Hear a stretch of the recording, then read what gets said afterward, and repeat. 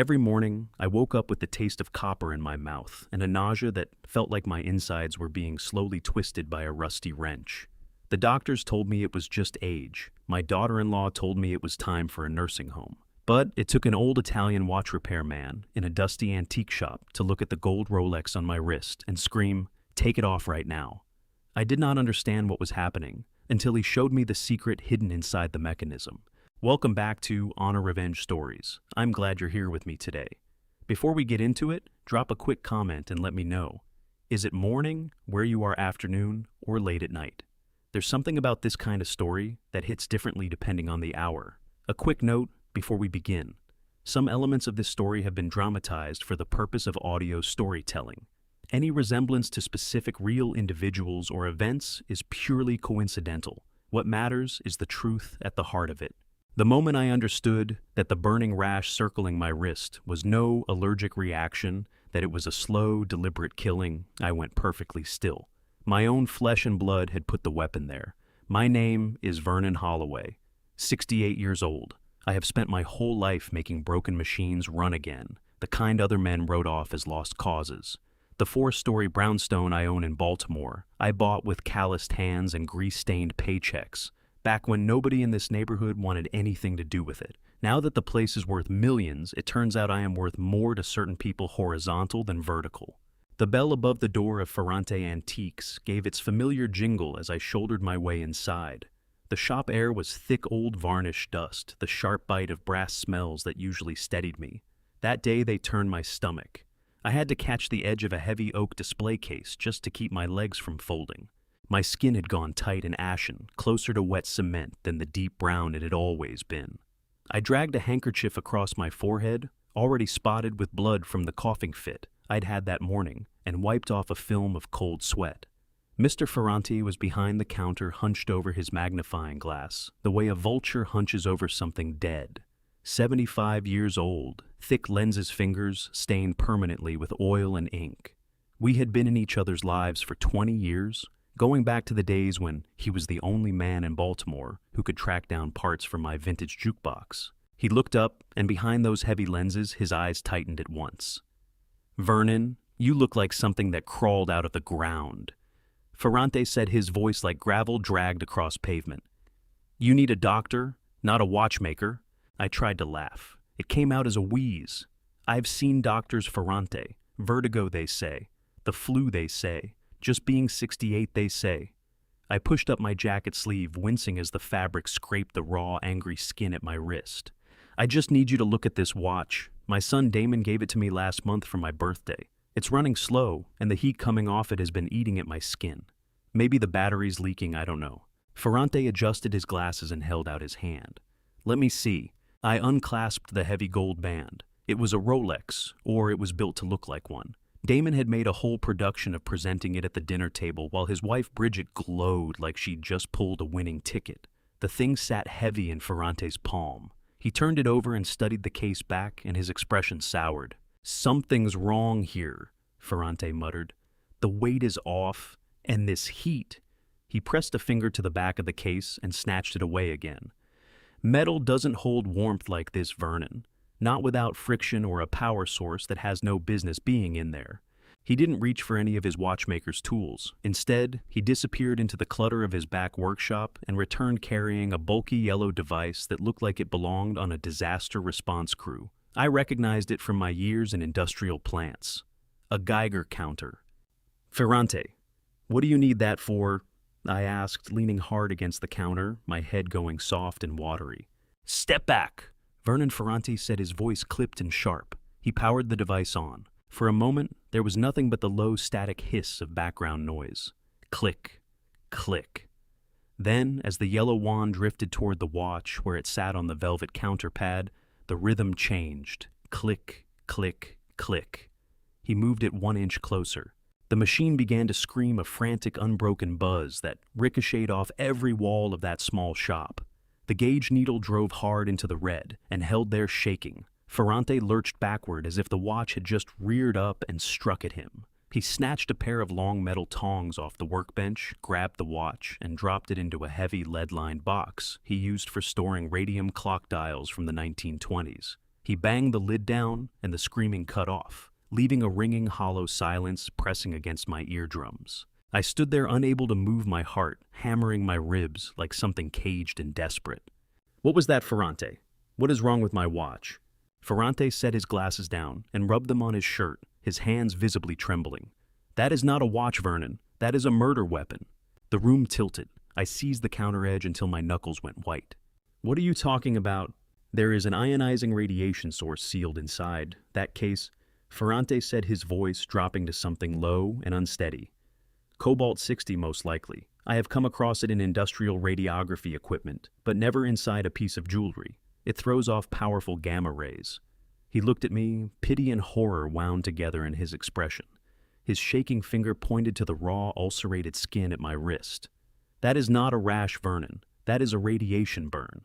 You have been wearing a nuclear reactor on your wrist for a month." My knees gave. I dropped onto a dusty wooden stool, gulping air. Everything snapped into place, the nausea that had been shadowing me for weeks, the clumps of hair on my pillow every morning, the metallic taste coating my tongue, the fatigue that felt like I was wading through wet concrete.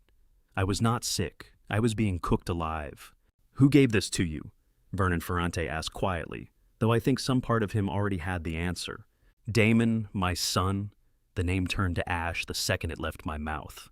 I shut my eyes. The birthday dinner came flooding back, vivid and sickening. Damon's face sheened with sweat as he fastened the watch around my wrist. Bridget, my daughter-in-law, wearing that tight, predatory smile like she'd just collected on something. I remembered how she'd pressed me to keep it on at all times. "Promise me you'll never take it off, Dad." She'd said it was a symbol of how much time we had left together. Oh God, the time we have left. She wasn't being sentimental. She was running a countdown. "It's impossible," I whispered more to myself than to Ferrante. "Damon is weak and hopeless with money, but he is my blood. He would not do this." Ferrante came around the counter and set a hand on my shoulder, keeping well clear of the lead box. "Vernon, hear me. Someone went to serious trouble to modify that watch. They gutted the movement and replaced the counterweight with a radioactive pellet. The top is shielded so the face looks perfectly normal, but they left the back open so the radiation drives straight into your blood and bone marrow. This was no accident. This was a professional operation designed to pass for natural illness." He looked me dead in the eye. "Another week on your wrist and your organs would have started shutting down. The doctors would have written it up as aggressive cancer acute leukemia. Nobody would have thought to examine the watch. You'd have gone into the ground still wearing it." I stared at my wrist. The skin was raw and peeling in a perfect circle where the metal had rested against me. A coldness spread through my chest that had nothing to do with radiation. It was the ice-clear understanding that the people I had welcomed into my home, the people I had cooked Sunday dinner for, had been standing over me while I faded, asking how I was feeling and praying the answer kept getting worse.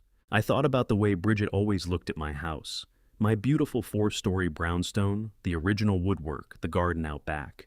I thought about Damon's hushed phone calls in the hallway, all that muttering about debts and deadlines. They didn't just want the property, they wanted me erased. They wanted me to waste away in agony so they could cash out clean. Vernon Ferrante said gently, "I have to call the police. This is a biohazard. This is attempted murder." I got to my feet. The dizziness was still there, but something else was rising up through it, shoving the sickness aside. A rage, hot and bright burning, far hotter than any Cobalt-60. "No, Ferrante, don't call the police, not yet." "Why, they are killing you." "Because the moment police show up, they claim they bought it at a flea market. They play the victim.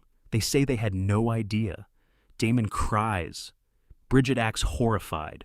I looked at the lead box. I need to know everything first, how they got it, who helped them put it together. I need to make sure that when they go down, they stay down."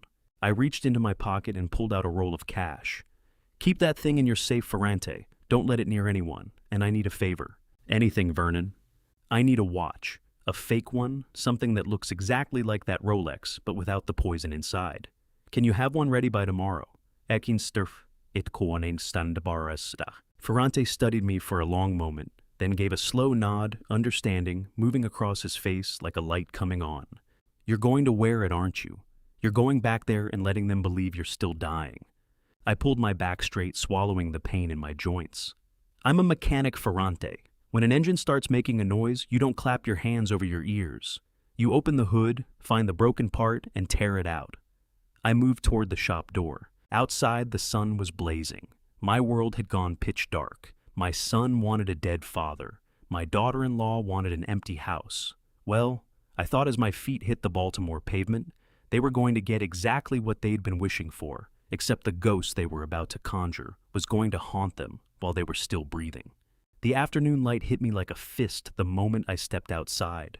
I felt exposed without the weight of the watch on my wrist, but its ghost was still there, a ring of fire seared into my skin. I didn't go home. I couldn't face that.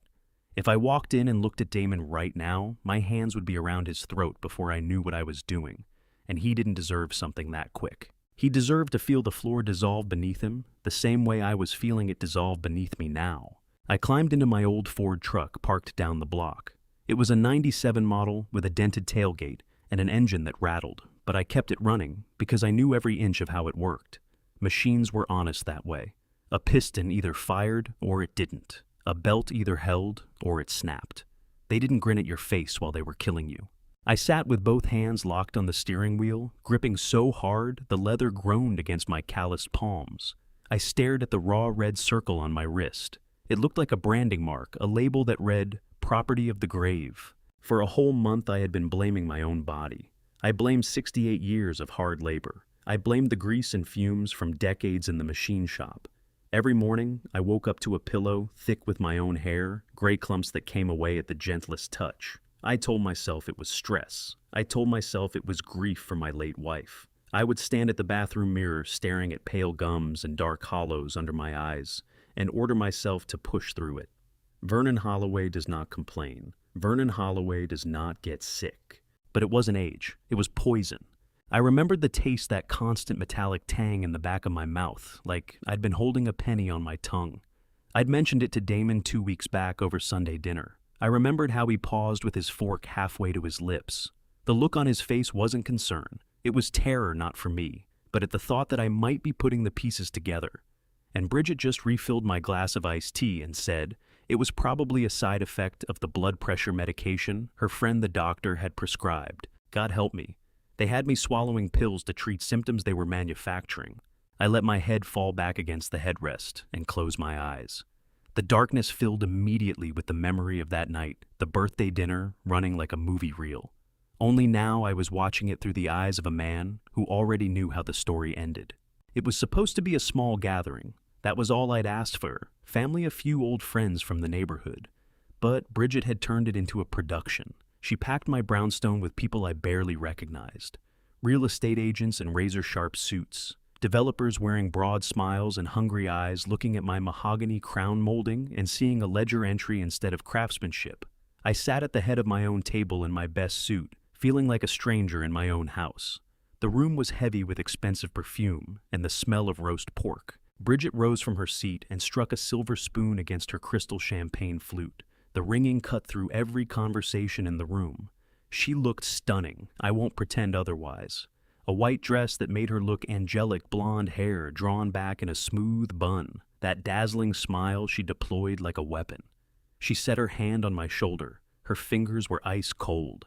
"Everyone please raise a glass to the patriarch of this family." She said, her voice carrying a tremor I mistook for genuine feeling. "To Vernon, a man who built a legacy from nothing.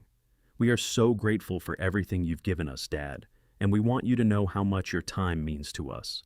The room applauded. I glanced at Damon. He was sitting to my right, drinking bourbon like it was water sweat beading on his forehead, despite the cool air in the room. He wouldn't look at me. He kept working his napkin between his fingers, tearing it into smaller and smaller strips. Then Bridget reached under the table and brought out a box, a burgundy leather box with silver trim. She set it in front of me with a little flourish. "We wanted to give you something timeless," she murmured, leaning close enough that her cheek brushed mine. "Something that speaks to the strength and the power you've always carried." I opened the lid. The watch sat nestled in white silk catching the chandelier light. Gold case, black dial. It had the weight and look of a rich man's toy. I lifted it out. It was heavier than I expected, unusually heavy. Damon spoke up, then his words coming out slightly slurred. "It's a custom piece, Pop. Vintage casing, but the insides are something special. Bridget found a guy who restores them. There's not another one like it." I remembered a swell of pride moving through my chest. My son, the one who could never hold a job, who was forever coming to me with his hand out, had done this. I felt guilty for all the times I'd written him off. I thought this was him finally showing me he'd grown up. "Here, let me put it on you, Dad," Bridget said. She lifted the watch from my hand. I extended my wrist. The metal was cold against my skin for just a moment before it began to warm. I heard the clasp snap shut solid and final, like a cell door locking. "It looks perfect on you," Bridget said, stepping back to study her work. "Promise me you'll never take it off. It has to be worn to keep accurate time. It runs on your movement, your life force." My life force. She was literally feeding on it. I opened my eyes back in the truck. The rage had cooled and hardened into a dense knot sitting low in my gut. I stared at the empty passenger seat. I had driven home that night, touching the watch every few minutes, swelling with pride. And the whole time the radiation was threading through my veins, burning my marrow, dismantling the white blood cells meant to keep me alive. Every hug Bridget had given me since that night, every time she pressed a hand to my forehead, every time she asked whether I was feeling tired, none of it was love. It was a progress check. She was tracking the dosage. I turned the key, the engine shuddered awake, trembling through the frame of the truck. Every instinct I had screamed at me to point it toward the police station, drag Damon out in cuffs, watch Bridget come apart as they led her away. But Ferrante was right. What did I actually have? A watch sitting in a lead box in an antique shop. They'd tell anyone who'd listen that I was a paranoid old man who'd picked up a contaminated piece somewhere and was trying to pin it on his own family. They'd produce receipts, faked ones, probably. Bridget was too careful for loose ends. And Damon, for all his weakness, was a desperate man, and desperate men can lie with a conviction that calm men never manage. I needed proof that couldn't be argued away. I needed to tie the poison in my blood directly to the timeline of their gift. And I had to do it without letting them suspect I was no longer in the dark. I put the truck in gear and pulled out. I didn't point it toward the brownstone. I got on the highway instead. I needed a hospital, but not the one in my neighborhood, not the one where Dr. Whitcomb practiced. Whitcomb was Bridget's golf partner. He'd been waving off my symptoms for weeks, prescribing me antacids for what were stomach cancer symptoms. Either the man was incompetent, or he was part of it. I wasn't in a position to gamble on which. I drove for 45 minutes, crossing the bridge into Virginia. I found a large urgent care center connected to a university hospital, pulled into the lot, with my hands trembling not from fear, but from the sheer effort of keeping the truck between the lines. I walked through the emergency room doors. The place was packed, smelling of antiseptic and floor wax. I made straight for the triage nurse. She was a young black woman with braids, tired-eyed but sharp. "Name?" she asked without glancing up. "Vernon Holloway," I said. "What seems to be the problem, Mr. Holloway?" I rolled up my sleeve and set my arm down on the counter. The raw, ulcerated ring on my wrist looked vicious under the fluorescent lights. The nurse gasped and pushed back from her chair. "I need a full toxicity screen," I said, keeping my voice low and even. "I need my white blood cell count checked, and I need you to test for radiation exposure, gamma radiation specifically." She stared at me, eyes wide. "Sir, were you involved in an industrial accident?" "No," I said, fixing my gaze on the double doors that led to the treatment rooms. "It was a domestic accident. I trusted the wrong people." I sat in that waiting room for 3 hours. When they finally brought me back, the doctors were gowned up in protective gear. They handled me like I was a live grenade. And in a way, I suppose I was. When the needles went into my arm, I didn't flinch. I watched the vials fill with dark red blood, my life being drawn out of me one tube at a time. They thought someone had already been bleeding me dry, drop by drop. What they didn't know was who I was made of. I survived the riots in the 60s. I survived double shifts in freezing warehouses, grinding away until the mortgage was paid off. I survived burying my wife. I would survive this too. The doctor returned about an hour later, clipboard in hand, looking pale. "Mr. Holloway, your white blood cell count is critically low, and we found cellular damage consistent with acute radiation syndrome. We need to admit you immediately and notify the authorities." I started buttoning my shirt over the bandage on my arm. "You'll do no such thing," I said. "But sir, you are seriously ill." "I am aware of that," I said, cutting him off. "But I'm not dying today. I need those results printed out. I need an official copy signed and dated, and I need this visit kept off the main insurance database for 24 hours. I'll pay cash." The The doctor looked at me as though I'd lost my mind. "Mr. Holloway, I cannot in good conscience let you walk out of here. You have to," I said, and I stood up. My legs felt like wet paper, but I locked my knees and held myself straight. "I have something left to do. If I stay here now, the people who did this walk free. They'll sell my house and throw a party over my grave. I have to go back." "Go back where?" the doctor asked. "To the scene of the crime," I said. I took the envelope with the test results and walked out. The sun was going down, throwing long shadows across the parking lot. I settled back into my truck and laid the envelope on the passenger seat. That was my first weapon. Now came the hard part. I had to go home. I had to walk through that front door and look into the eyes of the people who had tried to kill me, the son I raised, the woman he married. I had to let them see me weak. I had to let them believe they were still winning. I checked my face in the rearview mirror. I looked awful. Good. That was the costume. I reached under the seat and dug out a small tin of breath mints. I shook 2 into my mouth to cut the metallic taste. Then I turned the key. "I'm coming for you, Damon," I said quietly to the empty cab. I drove back toward Baltimore through the thickening dark, ready to deliver the performance of my life. I pulled the truck up to the curb in front of the brownstone and cut the engine. The silence that settled was heavy. I sat there a moment, both hands still on the wheel, looking up at the building I had purchased 40 years ago. It used to be a home. It used to hold the smell of my wife's cooking and the sound of Damon thundering down the stairs. Now, staring at the darkened windows on the 3rd floor, it looked like a mausoleum, a gorgeous, expensive tomb my family was trying to seal me inside before I'd even stopped breathing. I checked the rearview mirror one last time.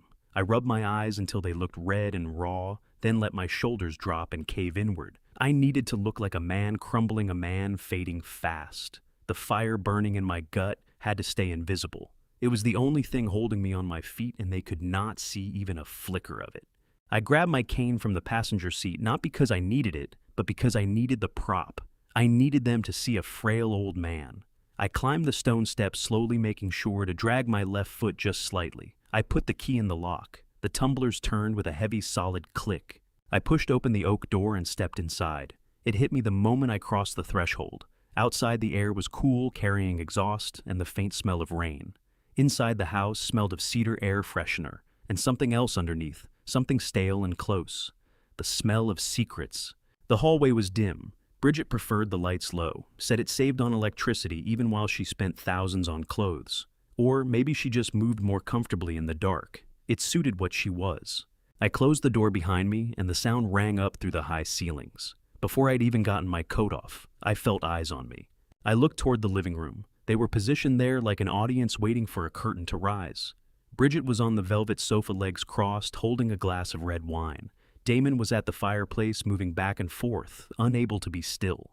The moment they saw me, something in the room snapped taut like a wire pulled one turn past its limit. "Dad," Bridget said. Her voice came out high and clipped. "Where have you been? We've been worried sick." She did not look worried. She looked irritated. She set her wine glass on the coffee table with a little more force than she intended.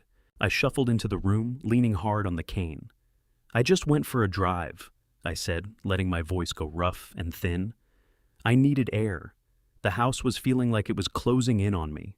Damon stopped pacing. He turned toward me, and his eyes went straight to my left arm. I had my old jacket on with the sleeve pulled all the way down, but when I reached up to unbutton my collar, the fabric shifted. My wrist came into view.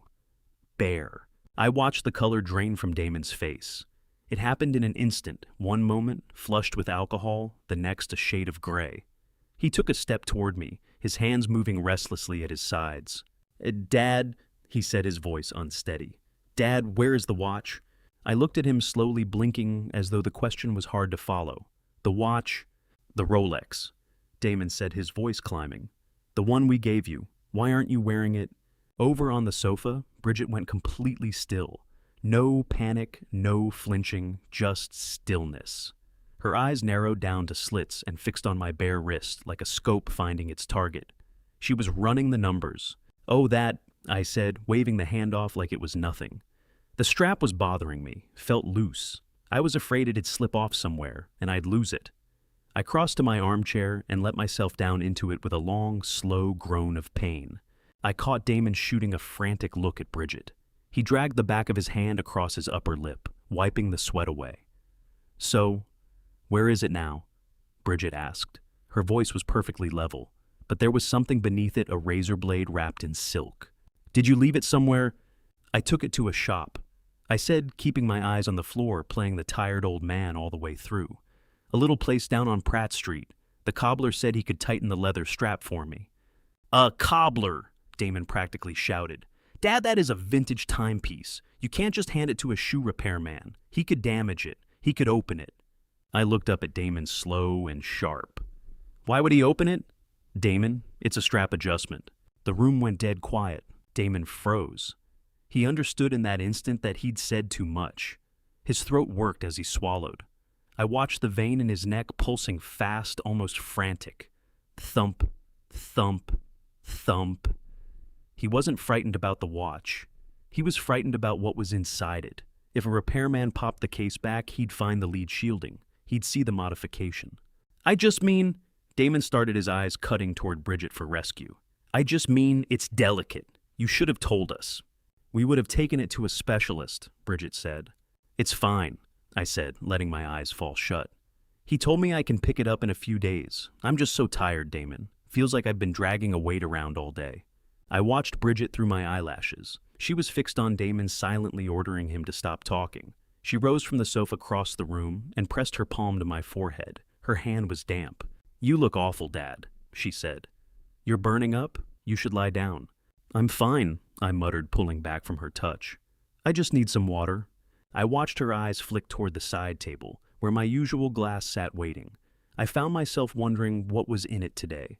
Arsenic antifreeze, or just more of the sedative she had been feeding me to keep me dull and compliant.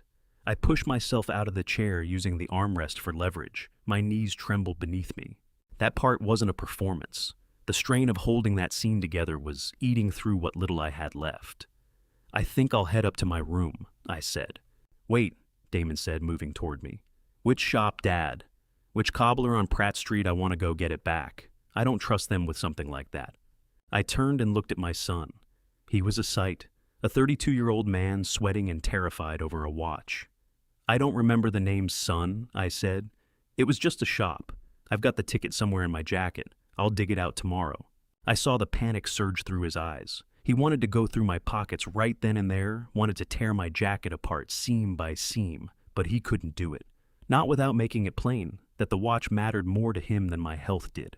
"Let him rest, Damon," Bridget said sharply.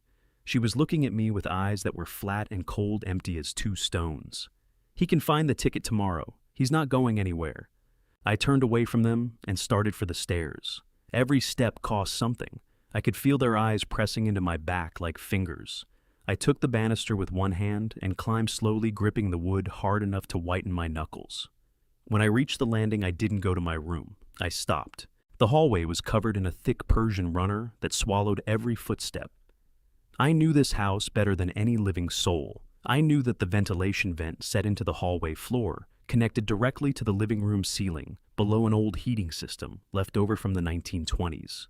Sound moved through those metal pipes like a current through wire. I lowered myself onto the rug, pushing through the pain in my joints, and pressed my ear to the brass grate. Downstairs, the quiet had already broken open. "You idiot!" Bridget's voice came hissing up through the vent. She wasn't shouting, but every word was soaked in venom. "Why were you screaming at him about opening the watch? Do you want to hand him a signed confession?" "I didn't mean to," Damon whispered back. He sounded like he was teetering on the edge of tears. "But what if the repairman opens it? Bridget, what if he sees the cobalt? What if he gets sick?" "Who cares if the repairman gets sick?" Bridget snapped. "The problem is the timeline, Damon. The buyer for the land wants the property vacated in 30 days. If your father isn't gone by then, the whole deal collapses." I stayed perfectly still, the air locked in my chest. Hearing it spoken out loud was something different from suspecting it. It landed like a fist. Gone, not moved out, not in a care facility. Gone. "We need that watch back on his wrist," Damon went on. "The doctor said he needs constant exposure. If there's a gap of even a few days, his marrow could start to come back. We're so close, Bridget. He already looks like he's half gone." "He is not recovering," Bridget said. "Did you see him tonight? He's shuffling around, his skin is the color of ash. The damage is already done. Even without the watch, he's probably down to a few weeks. But we can't afford to gamble. Find that ticket in his jacket while he's asleep. We get the watch back, we put it on him while he's sedated, and we finish this. I can't just go in there, Damon whined. He locks his door now? Then break it down if you have to, Bridget said. Or better yet, get him to sign the power of attorney tomorrow. Once we have that signature, it doesn't matter whether he lives or dies. We can pull the plug ourselves.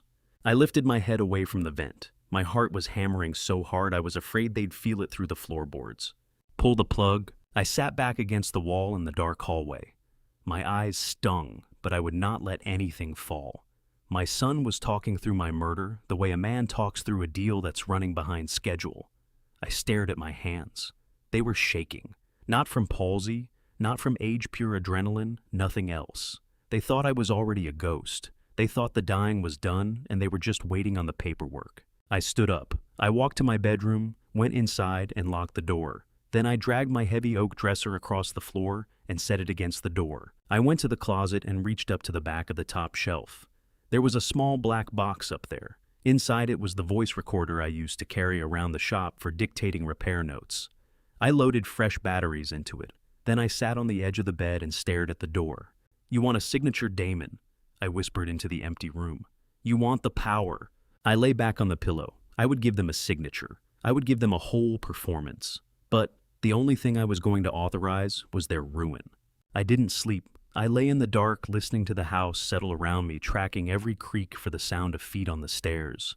I wasn't the prey anymore. I was the trap, and they were about to step right into it. Morning light tried to work its way through the heavy velvet curtains, but Bridget had drawn them shut and tight. She wanted this room to feel like a crypt. I lay motionless in the center of my king-size mahogany bed. My body ached not from the radiation anymore, but from the work of holding this stillness. I had spent an hour pressing a thin layer of pale makeup into my cheeks, and I hadn't touched a razor in 2 days. The white stubble on my jaw aged me by 10 years easy. I was directing my own death scene, and the audience was nearly at the door. At 9 o'clock, sharp the handle turned. It wasn't a careful, quiet opening. It was the unguarded entry of someone who already considered themselves the owner. Bridget came in first, wearing a navy blue business suit, sharp enough to draw blood. Her heels struck the hardwood in a steady military beat. "Good morning, Dad," she said, her voice too bright and too loud for a sick room. It bounced off the walls. "I brought some friends to see you." She stepped aside and guided 2 men into the room, men I had never laid eyes on. The first was a tall, thin white man in a gray suit that didn't quite fit him. Scuffed shoes. I knew exactly what that was. That was a strip mall lawyer who made his living chasing ambulances. The second was shorter, clutching a black briefcase, glancing at his watch, like he had somewhere better to be. "This is Mr. Greer," Bridget said, nodding toward the tall one. "And this is Mr. Kowalski. He's a notary public. Damon mentioned your condition, and they were kind enough to make a house call." I moved my head slowly on the pillow, my neck stiff. I looked past the 2 men to the doorway where Damon was hovering, like he was afraid to commit to the room. He kept 1 foot in the hall, his eyes on the carpet. "Damon," I rasped. My voice came out dry and thin. "Who are these people?" Damon flinched but said nothing. Bridget stepped in to answer. She moved to the side of the bed and stood over me, her perfume filling the air, expensive flowers layered over something rotten beneath.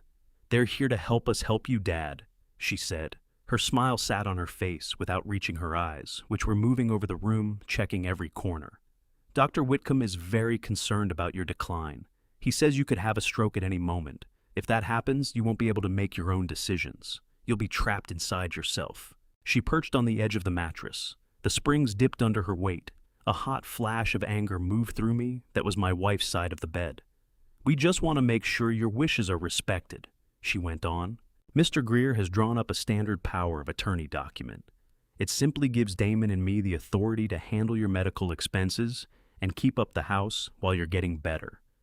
Mr. Greer moved forward, pulling a thick sheaf of papers from a folder. He never once looked me in the eye. His gaze drifted to the heart monitor I'd positioned on the nightstand, a prop borrowed from a nurse I trusted.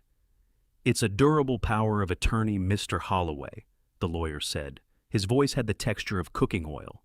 "Very standard in situations like this. It lets your family access your accounts so your care can be paid for without tying things up in probate. It's really for your own protection." Protection. That was a rich word from the man standing beside my poisoner. I reached out a shaking hand. "Let me see it," I breathed. Bridget snatched the document from the lawyer and laid it in my palm. It felt heavier than paper should. I raised it close to my face, squinting as if my eyes could barely hold the words in focus.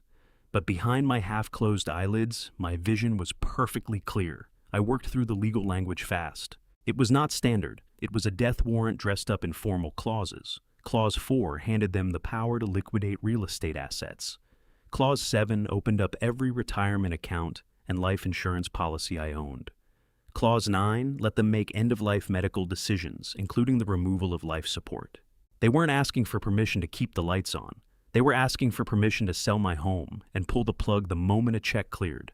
I glanced over at Damon. He was leaning in the doorframe, picking at his fingernails. He knew exactly what was written on those pages. He'd probably sat at a table and helped draft them. This was the boy I'd taught to ride a bike, the boy I'd shown how to change a tire. Now he stood there waiting for me to sign away my own life so he could clear his gambling debts. I lowered the paper. The weight of it pressed on my chest like a stone slab. The air in that room seemed to thin out all at once. A real wave of panic washed over me, not because I was ill, but because I was cornered. 3 of them inside the room, 1 holding the door. An old black man in a bed, and they held every card. If I flat out refused, what would happen? Would they smother me right there? Would someone forge my signature later? "I need to read through it," I said, keeping my voice slow. My breathing stayed shallow. "David, there's no need for all that," Bridget said, her tone sharpening. "It's just legal mumbo-jumbo. Damon read it. I read it. We're your family. Don't you trust us?" She leaned in close. Her face was inches from mine. I could count the pores beneath her makeup. I could see the cold, hard hunger behind her blue eyes. "Hey, just sign it, Dad. Then you can rest. You look so exhausted. Don't you want to rest?" The threat sat right there in the open. "Sign, and you sleep. Refuse, and we'll make every hour a torment." Mr. Greer uncapped a black fountain pen and held it out toward me. The notary cracked open his logbook, poised to stamp the theft of everything I'd built. I had to do this. I had to stay in the game. I lifted my right hand and made it tremble. That was harder than it sounds. My hands had always been steady hands that could tune an engine to within 1,000th of an inch. Coaxing them to shake like a dead leaf in a breeze took real concentration. I reached for the pen. Mr. Greer set it between my fingers. It was cold and smooth. Bridget slid the document onto a clipboard and held it flat against my chest. "Right here, Dad, on the line by the X." I moved the pen toward the page. I watched their eyes. Every one of them was locked on the tip of that pen. Wolves watching a deer go down. They were practically leaning in with hunger. I touched the nib to the paper. A small dot of ink bloomed. Then I let my hand jerk sideways. The pen slipped loose. It dragged a jagged black streak across the page before dropping onto the sheets. "Oops," I whispered. "I'm sorry, my hand. It's so weak." Bridget pushed a sharp breath out through her nose, like a hiss. She snatched up the pen and forced it back between my fingers. She closed her hand around mine and squeezed hard. Her nails bit into my skin. "Hold it tight, Dad. Just focus. Do it for Damon." I looked over at Damon. He finally raised his eyes. They were wet. He looked frightened. He understood that what Bridget was doing, forcing a pen into a sick man's hand, was illegal. It was coercion, but not a word left his mouth. I tried once more. This time I managed a shaky squiggle that looked like the beginning of an F.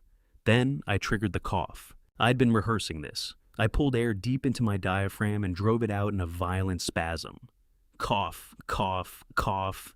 My whole body convulsed. The pen tumbled away again. I grabbed at my chest and fought for air. I made the sound thick and rattling like fluid had settled in my lungs.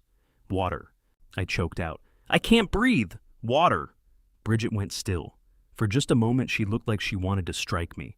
But Mr. Greer stepped back, his face tightening with alarm. "Is he all right?" the lawyer asked. "This doesn't look good, Mrs. Holloway. If he isn't lucid, we can't notarize this." "He's fine," Bridget snapped. She grabbed the water glass from the nightstand and pushed it toward my lips. "Here, drink, then sign." I took a small sip and let the water spill down my chin and onto my pajamas. Then I coughed again, spraying water across the costly legal document. The ink began to bleed across the page. "I'm sorry," I gasped, sinking back into the pillows, my eyes rolling slightly. "I'm so dizzy, the room won't stop moving. I can't find the line." Bridget stared down at the ruined wet paper. Her face went a shade of red that clashed violently with her suit. She looked at the lawyer who had begun drifting toward the door. "We should come back later, Mrs. Holloway," he said. "He's clearly in distress. If we push this now, it could be challenged in court. We need him calm and settled." "No," Bridget said, rising to her feet. Her voice dropped to a growl. "He's faking. He's just being difficult." I let my eyelids fall shut. I let my jaw go slack. I drew my breathing down until my chest barely moved. Damon came into the room. "Bridget let it go," he murmured. "Look at him. He's out. Let him sleep. We'll come back tomorrow." Bridget looked from Damon to the lawyer and then down at me. If a stare could stop a heart, mine would have quit right then. She brought the clipboard down hard on the nightstand. "Fine," she bit out. "Tomorrow first thing." She turned to the lawyer.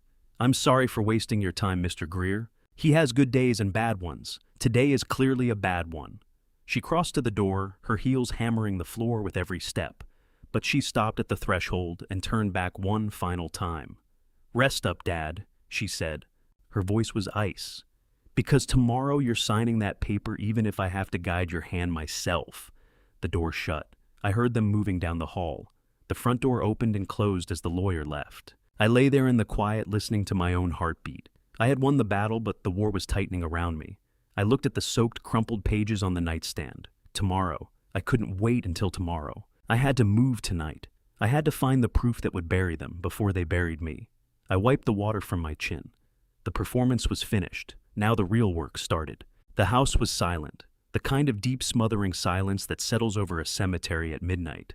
I lay on my back staring up at the ceiling, counting the seconds between heartbeats.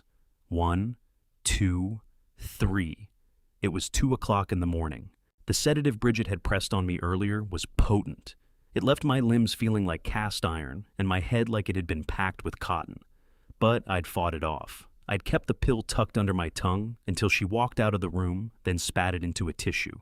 I needed to be awake. I needed my mind clear and sharp. I swung my legs off the side of the bed. The floorboards were cold under my bare feet.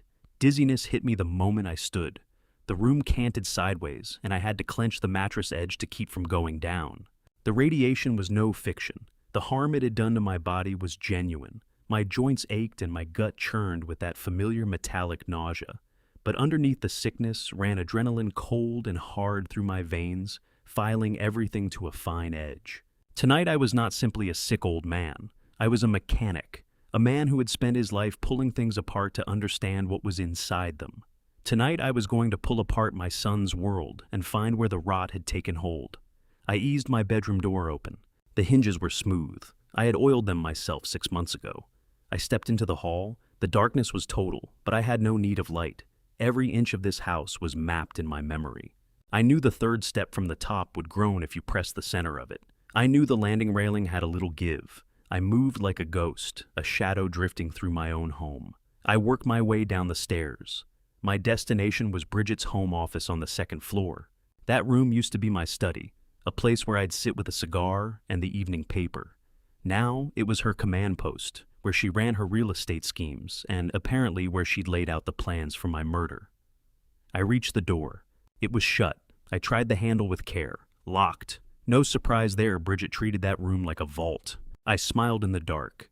She had forgotten who I was. She forgot that long before I owned the brownstone. I worked in a machine shop, where picking locks on rusted tool chests was just part of the job. I reached into the pocket of my pajama pants. Earlier that evening, I'd fashioned a small tension wrench and a pick from a couple of stiff paper clips. Crude tools, but more than enough for a standard interior lock. I knelt down. My knees cracked loud enough to stop my heart. I held my breath and waited, listening for the sound of a door above for Damon's voice. Nothing. Only the refrigerator humming downstairs and the wind nudging the window pane. I slid the tension wrench in, applied a touch of pressure to the left, then eased the pick alongside it. I felt the pins inside the cylinder. 1, 2, 3. I worked them carefully, seeking the binding point. It demanded focus. My hands trembled slightly from the illness, but the muscle memory held. Click. The lock gave. I exhaled a breath I hadn't realized I was holding. I turned the handle and stepped inside, drawing the door shut behind me without a sound. The office smelled of ozone and stale coffee. I crossed to the desk. Bridget's laptop sat there sleeping. I lifted the lid. The screen blazed to life, throwing cold blue light across the room. I narrowed my eyes against it. Password prompt. I studied the cursor blinking at me. Bridget was arrogant in her way. She'd written me off as someone who could barely work a smartphone, let alone breach a computer. She likely never imagined she needed a strong password against anyone in this house. I tried her birthday. Incorrect. I tried Damon's birthday. Incorrect. I tried the date of their wedding. Incorrect. I stopped. Think Vernon. Think the way she thinks. What does she care about above everything else? I typed money. Incorrect. I typed success. Incorrect. Then a memory surfaced something she'd said at dinner once. Her goal she'd declared was to be a millionaire by 30. I typed millionaire 30. The screen unlocked. I nearly laughed out loud. Pathetic, but it got me in. I didn't waste a second. I went straight to her email. I scanned the inbox. Hundreds of messages from clients, other agents, mortgage brokers. But I was hunting for something specific. I needed to know why I had to die now. Why this particular month I found a folder labeled Project Horizon, Corporate, Soulless. I opened it. Every email was from a sender called Vanguard Development Group. The most recent subject line read, Urgent Final Offer Terms. I clicked it open. I read, and as the words registered, I felt the blood go to ice in my veins. Dear Mrs. Crane, the email began. We are pleased to inform you that the board has approved the acquisition of the property at 1138 Calder Street for the sum of $6.2 million. This offer is contingent on the property being delivered with vacant possession and a clean title by the 1st of next month. As discussed, the demolition crew is scheduled to begin site preparation on the 5th. This property is the keystone for the new shopping plaza entrance, and we cannot proceed without it. If the property is not vacated by the deadline, the offer will be withdrawn and we will move the entrance to the adjacent lot. I settled back in the chair. $6.2 million. That was the price of my life. The price of the home where I had raised my family. And they weren't merely selling it. They were selling it to be torn to the ground, turned into a glass entryway for a shopping mall. I checked the date. The 1st of the month was 10 days out. That explained everything. It explained the urgency. It explained why they couldn't wait for the radiation to do its slow work. It explained why they'd been frantic about the watch. They needed me dead and in the ground, or at least helpless in a hospital bed, so they could forge the deed and hand over the keys. Vacant possession. No tenants. No stubborn old man refusing to walk out his own front door. I scrolled down. There was a reply from Bridget. Don't worry about the deadline she had written. The current occupant is in declining health and will be permanently relocated within the week. We will have the title ready. Prepare the wire transfer. Permanently relocated. A genteel phrase for a pine box. I felt a tear trace a line down my cheek. Not from grief from a pain that had no cleaner name. I had welcomed Bridget into this family. I had paid for their wedding. I had told myself she was driven ambitious. I never once believed she was capable of this. But she was only the architect. Damon was the one who had opened the door and let her in. I minimized the email window. I needed to understand why Damon had agreed to any of this. $6 million was real money, but Damon had grown up in this house. He loved these walls. So what had driven him to this kind of desperation? I pulled up the browser history. It was cluttered with real estate listings and luxury car pages. But then something else caught my eye. A folder in the bookmark bar labeled simply, Accounts. I clicked it. The browser auto-logged into a cryptocurrency exchange platform, the screen filled with red. A sea of red. I looked at the portfolio balance. Negative $480,000. The breath stalled in my chest. Damon, my foolish, reckless boy. He'd gone all in. He'd bought into some coin scheme on a margin account, and the market had wiped him out. I clicked over to the Messages tab inside the trading platform. There were messages from a user named Sharkfin. Payment is past due, Damon, the message read. We are not a bank. We do not do extensions. You have until the end of the month, or we come for collateral. And you know we do not take checks. We take fingers. I closed the laptop. My hand was trembling so badly the lid rattled. Now it all locked together. The perfect storm. Damon was $500,000 in the hole, staring at something far worse than bankruptcy. Bridget had spotted her chance to cash out a property she'd always resented and walk away with millions. And I was the only thing in the road. I wasn't their father anymore. I was an obstacle, a problem that needed solving, a blockage in the pipe. I got to my feet. The dizziness surged back, but I pushed it down hard. I pulled a small USB drive from my pocket. I'd carried it in with me for exactly this moment. I plugged it into the laptop. I copied the emails. I copied the trading account screenshots. I copied the threatening messages from the loan shark. I pulled the drive free and slipped it into my pocket. It felt warm against my leg. This was it. This was the nail going into their coffin. I wiped down the keyboard with the sleeve of my pajama shirt to clear my prints. I shut the laptop. I relocked the door behind me, using the pick to turn the tumbler back into place. Then, I climbed the stairs to my room. Each step back to my room felt heavier than the one before.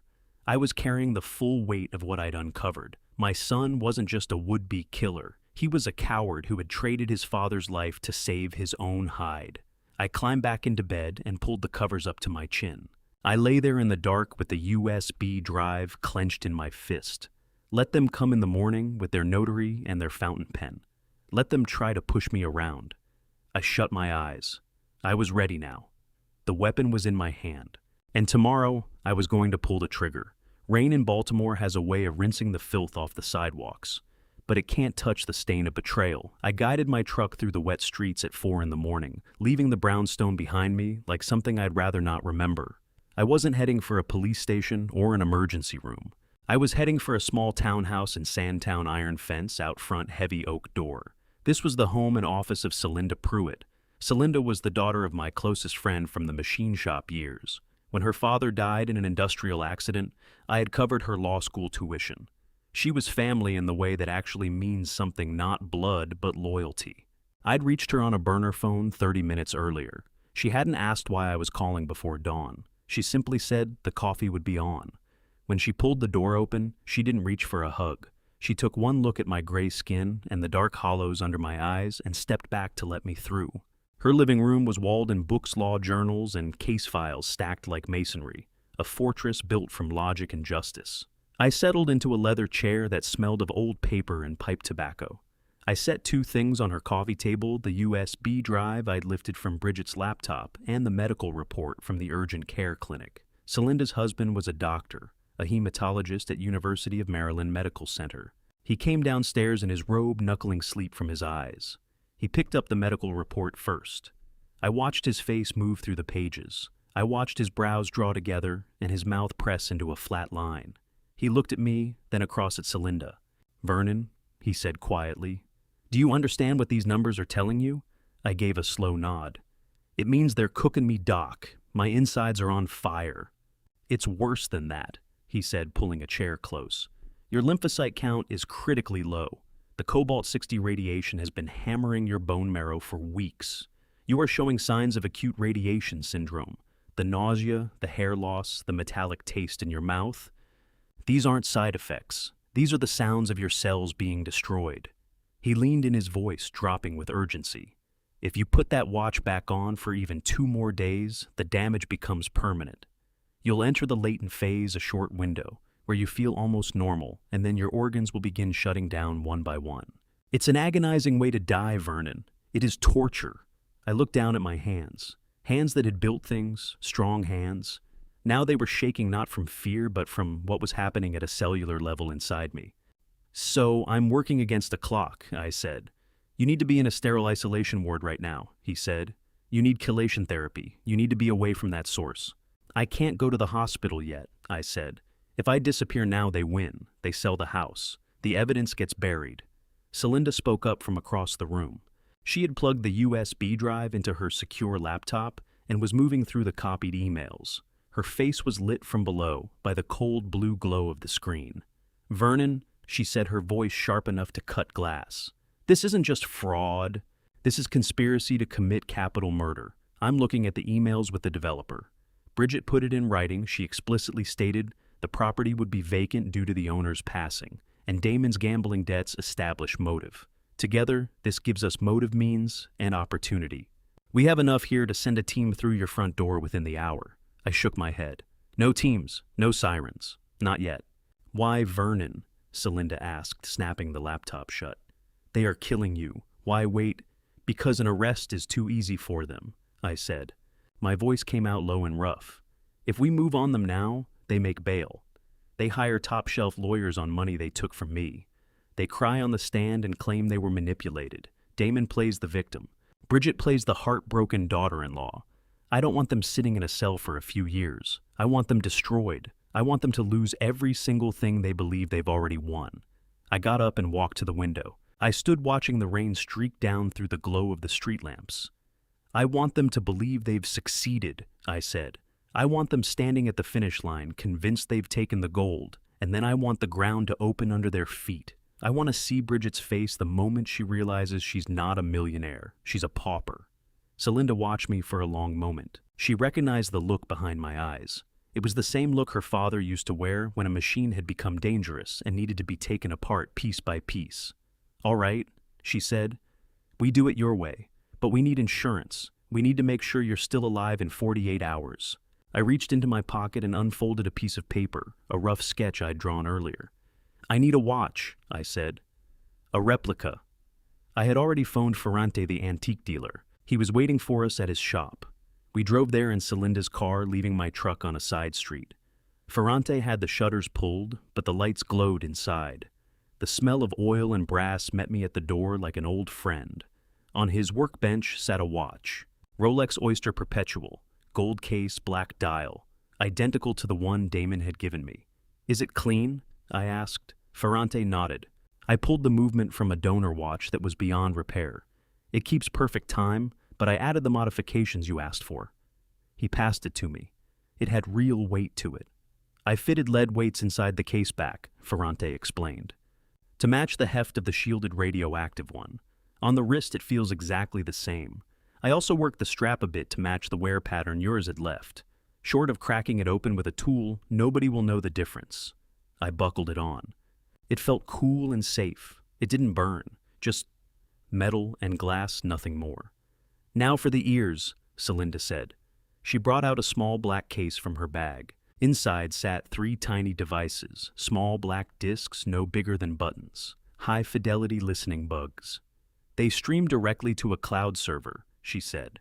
"I'll have a team monitoring the feed around the clock. Every word, every whisper, every confession recorded." I took the bugs. One would go under the dining room table, one behind the headboard of my bed, and one inside Bridget's office. "What about the legal trap?" I asked.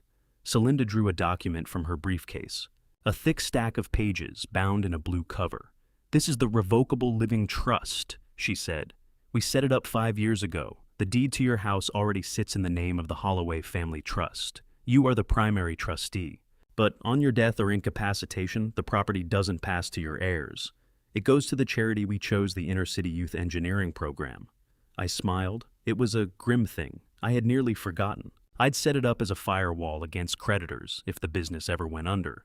But now it was the sharpest weapon in the room. "So, even if I sign their power of attorney," I started. Celinda nodded. "Even if you sign it, even if they hand the house to the developer, the sale is void. They can't transfer what they don't own. The moment they try to close the title search, we'll flag the trust. They'll be on the hook for fraud with the developer and the bank both. And since they've already taken the deposit," I added, thinking of Damon's debts. "Exactly," Celinda said. "Every front collapses at once, financial, legal, criminal." I took the papers. This was the plan. Go back. Play the dying man. Let them push me for one more day. Let them believe the radiation was doing the job they'd paid for. And then I would strike. "You need to look worse," the doctor said, handing me a small bottle of gray powder. "Theatrical makeup, the kind used to simulate illness on a film set. Dust this on your skin. It will make your complexion look ashen. And take these pills. They are mild beta blockers. They will bring your blood pressure down and leave your hands cold and clammy without doing any real harm. If Bridget's doctor friend stops by, it'll sell the performance." I took the bottle. I was no longer just a mechanic. I was an actor stepping into the darkest role of my life. I drove back to the brownstone as the sun was climbing up over the rooftops. The rain had quit, leaving the streets wet and gleaming. A strange stillness had settled over me. The fear was gone. The grief had burned off. There was only the mission now. I parked the truck and slipped back inside the house the same way I'd gone out. I planted the bugs, one in the dining room, one behind the bedroom headboard. I strapped the replica watch onto my wrist and lined it up over the burn mark. Then I got back into bed. I worked the gray powder across my face and swallowed the beta blocker. I sank into the pillows and waited for the drugs to take hold. My pulse eased off. My hands went cold. I looked like a man the grave had already claimed. Footsteps sounded in the hall. Bridget coming to check on her investment. "Let the show begin," I whispered to the empty room. The door opened. Bridget peered in. When she saw me lying there pale and motionless with the watch back on my wrist, a smile spread across her face. The smile of a predator spotting a limping gazelle. She had no idea that the gazelle was actually a lion stretched low in the tall grass, and the lion was hungry for justice. The gray powder the doctor had given me tasted of chalk and smelled like dry clay. I'd stood in front of the bathroom mirror at 5 in the morning, working it into my skin with a small sponge I'd lifted from Bridget's makeup bag. This wasn't merely a disguise. I was painting a corpse, and the canvas was my own face. I pressed the powder into the hollows of my cheeks, and beneath my eyes building shadows that spoke of organ failure. I hadn't eaten in 24 hours. The hunger dug into my stomach like a sharp cramp, but I was glad for it. It gave my hands a natural tremor. It thinned my voice down to something fragile and faint.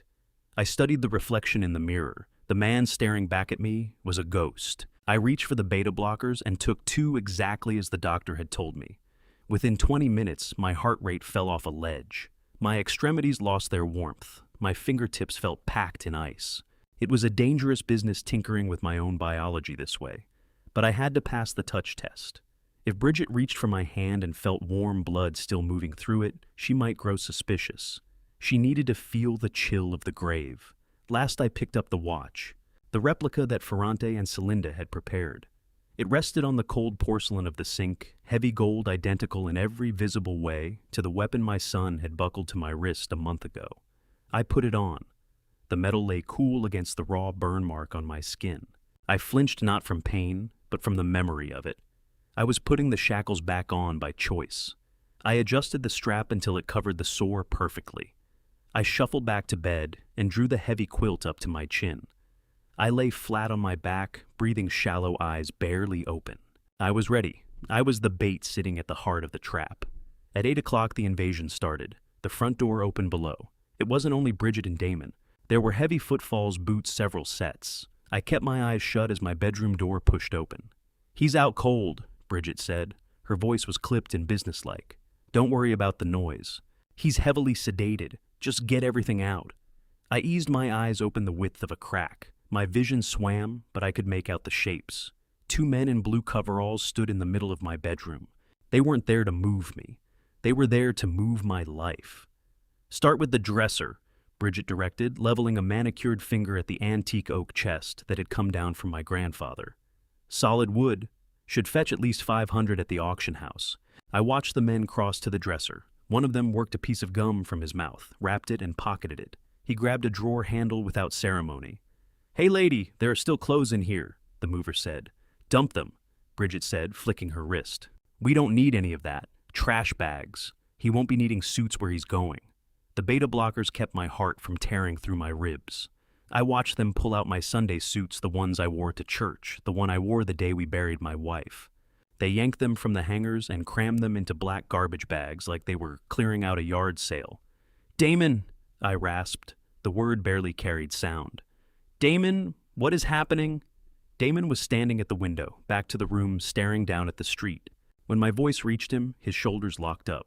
"Go back to sleep, Dad," he mumbled. "We're just tidying up, making space for medical equipment." "Liar." Bridget moved to the side of the bed and leaned over me. Her face was arranged into something meant to pass for concern, but her eyes went straight to the watch on my wrist. She found it. She saw the gold catching the light. She smiled. "Shh, Dad," she said, patting my cheek. Her hand was warm against my cold skin. "It worked. Just rest. We're clearing the clutter so you can breathe easier. The dust is hard on your lungs." She turned back to the movers. "Take the chair too and the rug." They carried out the leather armchair where I used to read bedtime stories to Damon. They rolled up the Persian rug I'd brought back from Morocco 30 years ago. They stripped the room to its bones, leaving only the bed and the nightstand. But they didn't stop at the bedroom. Through the open door, I could hear them working through the rest of the house. The heavy knock of furniture against walls, the shriek of packing tape being torn from the roll. Then I heard a sound that cracked something open inside me, a low, jarring twang. It was the sound of a piano being moved my wife's Steinway. It had stood in the living room downstairs for 40 years. Elaine had played that piano every single evening. It was the heartbeat of this house. When she died, I kept it tuned every 6 months just so I could lay my fingers on the keys and feel for a moment like she was still in the next room. "Bridget," I called out. "Not the piano, please." Bridget was scrolling through auction listings on her phone. She glanced up irritated. "Dad, honestly," she sighed. "It takes up half the living room. Nobody plays it. It's just a dust collector. The antique dealer offered $2,500 for it. That covers a week of your nursing care." "It is Elaine's," I whispered. "Elaine is gone, Dad." Bridget said, her voice cutting right through me. "And you're not exactly in a position to play sonatas, are you?" She waved to the men in the hall. "Take it. Mind the legs. I don't want scratches driving down the value." I lay there and listened as they wrestled it toward the front door. I heard it catch on the frame. I pictured the gouges opening up in the polished wood. It felt like watching them drag my wife out of the house by her hair. I wanted to scream. I wanted to rip the IV from my arm, throw off the covers, and make them pay for every piece of this with their bones. The rage was a physical thing, a molten mass in my chest, swelling and burning. I clenched the sheets until my fingernails punched through the fabric, but I did not move. I looked at the small black disc tucked behind the headboard, the listening device Celinda had placed there. It was capturing everything, the scrape of the mover's boots, Bridget's cold-blooded orders, Damon's cowardly silence. Every item they stripped from this house was another nail in the coffin they were building for themselves. Every cruel word was another year they'd have to answer for. Damon came back into the room. His face was the color of ash. He held a cardboard box in both hands, his voice unsteady. "Bridget," he said, "maybe we keep the photo albums. There are pictures of me as a baby, pictures of Mom." Bridget snatched the box away from him. She opened it and flipped through the pages. "Scanning all of these would take forever," she said. "And look at them. Damon, they're yellow and falling to pieces. Who looks at photo albums anymore? Everything's digital now." She walked to the trash bag where my clothes were piled and dropped the albums in on top. "No," Damon said, stepping forward, reaching out. "Stop it, Damon!" Bridget hissed. "Don't go soft on me now. We are purging. We are starting fresh." What comes next is the moment everything shifts, the point where the full weight of what had been done to this man finally becomes impossible to look away from. Before we get there, I want to ask you something. If someone you loved and trusted had quietly been working against you the whole time, would you confront them the moment you found out? Or would you wait and gather every last piece of proof first?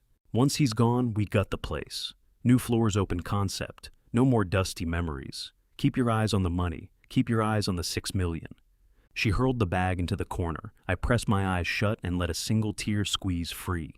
It traced a line down my cheek through the gray powder, carving a muddy streak in the paint. Let them take it all, I told myself. Let them hollow out the house. Let them peel the walls bare. Because they weren't just taking furniture, they were stripping away the last scraps of my mercy. I had wrestled with the thought of sending my own son to prison. I had lain awake in the dark, wondering if I was being too severe, whether there was still something salvageable in him. But watching him stand there, letting his wife pitch his mother's memories into a garbage bag, I got my answer. The boy I had raised was gone. The man in that doorway was a stranger, one who would trade his entire past for a future that was never his to claim. I let my breathing catch. I let out a low groan of pain. Bridget glanced over. She checked her watch. "He's fading," she murmured to Damon. "Look at the color of him, gray as ash. The doctor called it. It won't be much longer now." She moved toward the door. "Come on, Damon, let the movers wrap up. Let him rot in peace." They walked out. The room fell silent, hollow, and cold. I lay alone at its center, stripped of everything around me, stripped of my possessions, stripped of my dignity. But underneath the gray makeup and the cold skin, the fire inside me was burning hotter than it ever had. I touched the replica watch on my wrist. Keep selling Bridget, I thought. Sell every last piece, because when the gavel comes down, you'll realize the only thing you actually bought was a one-way ticket to a cell. I listened to the front door close as the truck rolled away with my life loaded in the back, and for the first time in days I smiled. A cold, unsettling smile, because now I had nothing left to lose. And a man with nothing left to lose is the most dangerous man alive. The house they had emptied of my memories that morning was being filled with strangers by evening. At 7 o'clock, the guests began arriving. I lay upstairs in my bed, listening to the sounds of celebration rising through the floorboards. This was no party. It was a victory lap. Bridget hadn't even waited for my body to cool before popping the champagne. She had summoned her whole circle of real estate sharks and investors to my home to toast her triumph. I could hear the clink of crystal and the brittle manufactured laughter that rang like breaking glass. I turned my head on the pillow and looked at the small baby monitor I'd tucked beneath the nightstand. It was feeding from the listening device planted under the dining room table downstairs. The audio was crisp and clean. It caught every whisper, every insult, every drop of poison they spilled. I pressed the record button. The red light pulsed steadily in the darkness like an unblinking eye. Downstairs, the celebration was running at full tilt. I could picture the scene without trying. They were probably clustered in my living room, where my wife Steinway used to stand holding their expensive drinks and admiring the architecture they intended to bulldoze. "This place is a gold mine, Bridget," a voice said, deep booming. It sounded like the developer from the email. "The location alone is worth $5 million, but getting it vacated this fast with the old man still in residence, that's impressive. How did you pull that off?" I heard Bridget's laugh, a light tinkling sound that sent something cold down my spine. "Oh, it was a challenge," she said. "He's very attached to the place. You know how these old people are. They cling to things, but we came to an understanding. He realized that a nursing facility would better serve his specific health needs." Specific health needs. That was the polished phrase for radiation poisoning. Another voice, a woman this time. "But isn't he still upstairs? Is it strange having us all here? Is it, I don't know, awkward?" "He's sedated," Bridget answered lightly. "He sleeps 20 hours a day. He won't bother anyone. Besides, think of this as his farewell party of sorts. We're celebrating his transition." His transition? As though I were a project moving between phases, not a human being lying 10 feet above their heads. A wave of nausea rolled through me that had nothing to do with the beta blockers. These people were discussing me the way you'd discuss a stain you'd finally managed to get out of the carpet. They were drinking wine in the house I had built, celebrating my murder, and they couldn't even be bothered to lower their voices. I concentrated on Damon's voice. I needed to hear him. I needed to know whether any fragment of my son was still alive in that room. "Hey, Damon," someone called out. "You've been quiet all night, man. Have a drink. You're about to be a very rich man." I heard a bottleneck tap against a glass. Damon's voice was blurred at the edges when he spoke. "Yeah," he muttered. "Rich, that's the plan." "You don't sound like a man who's happy about it," the voice said. "Come on, don't tell me you're going to miss this dump. It smells like old grease and cabbage. Once that check clears, you can buy a penthouse in Washington, D.C., get a real car, lose that wreck you've been driving." "It's not a wreck," Damon said, a defensive edge cutting through the slur. "My dad bought me that car." "Oh, please!" Bridget broke in, her voice sharp as a blade. "Don't start with the sentimental garbage again, Damon. That car is an embarrassment just like this house, just like your debts. We are fixing your mistakes. We are cleaning up your mess. You should be on your knees thanking me, not sulking in the corner." Silence settled over the room, heavy and uncomfortable. Then I heard the glug of liquid being poured. "I'm not sulking," Damon said louder, now something raw and ragged in his voice. "I'm thinking about what the developer asked, thinking about the price. The price is $6.2 million, the developer said with a laugh. "Hell of a number, son. You won't see an offer like that again in this market." "Not that price," Damon snapped. "The other one, the real price." I held my breath. My heart was hammering against my ribs. He was right at the edge. The alcohol had loosened the rope. "What are you talking about?" Bridget said, her voice dropping low and tight. "Damon, you're drunk. Stop talking." "I'm not drunk," Damon said, his voice rising. "I'm just saying, it costs a lot. Being rich costs a lot." I closed my eyes and held the image of him in my mind, swaying slightly, face flushed, eyes wet. He had always been the weak link, and tonight that weakness was the sharpest tool I had. "You know what this watch cost?" he asked suddenly. I went completely still. "Damon, no!" Bridget hissed. He was gesturing at his own watch, the flashy gold one on his wrist, but I knew exactly where his mind was drifting. "This watch cost $5,000, he said. But the one upstairs, the one on the old man's wrist, that one is priceless." A hush dropped over the room. "What do you mean priceless?" the developer asked. "It's just an old Rolex, isn't it?" Damon laughed, a bitter, jagged sound. "It's not a Rolex. It's a time machine. It counts down to zero. And when it hits zero, boom, no more debts. No more, old man, just us and the money." "Damon, shut up!" Bridget's voice cracked with panic. But he wasn't stopping. He was rolling now, running on bourbon and guilt. "My wife is a genius, you know," he rambled on. "She found a way to solve every problem we had with one little piece of metal. A little piece of the sun. It burns, you know, burns right through the skin. But you can't see it. It's invisible fire." I pressed the headphones tight against my ears. This was it. The confession. He was all but drawing a diagram of the crime. Bridget must have seen it too, because I heard a glass shatter. "Get him out of here," she cried, her voice fracturing. "He's delirious. He's had far too much to drink. Get him into the guest room." There was shuffling, a scuffle, Damon shouting something incoherent about heat and cancer. Then a door slammed. The room downstairs went quiet. "I am so sorry, everyone," Bridget said. Her voice was trembling, but she pulled herself back together quickly. "The stress of his father's illness, it's taken a real toll on him. He doesn't know what he's saying." "Of course, my dear," the developer said, smooth as polished wood. "End-of-life situations are messy. We understand completely.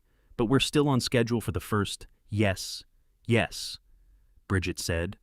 "Absolutely. He will be gone by the 1st. I guarantee it."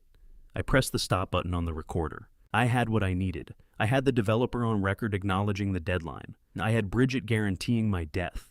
And I had Damon raving about the invisible fire in the watch. That was enough to bury them.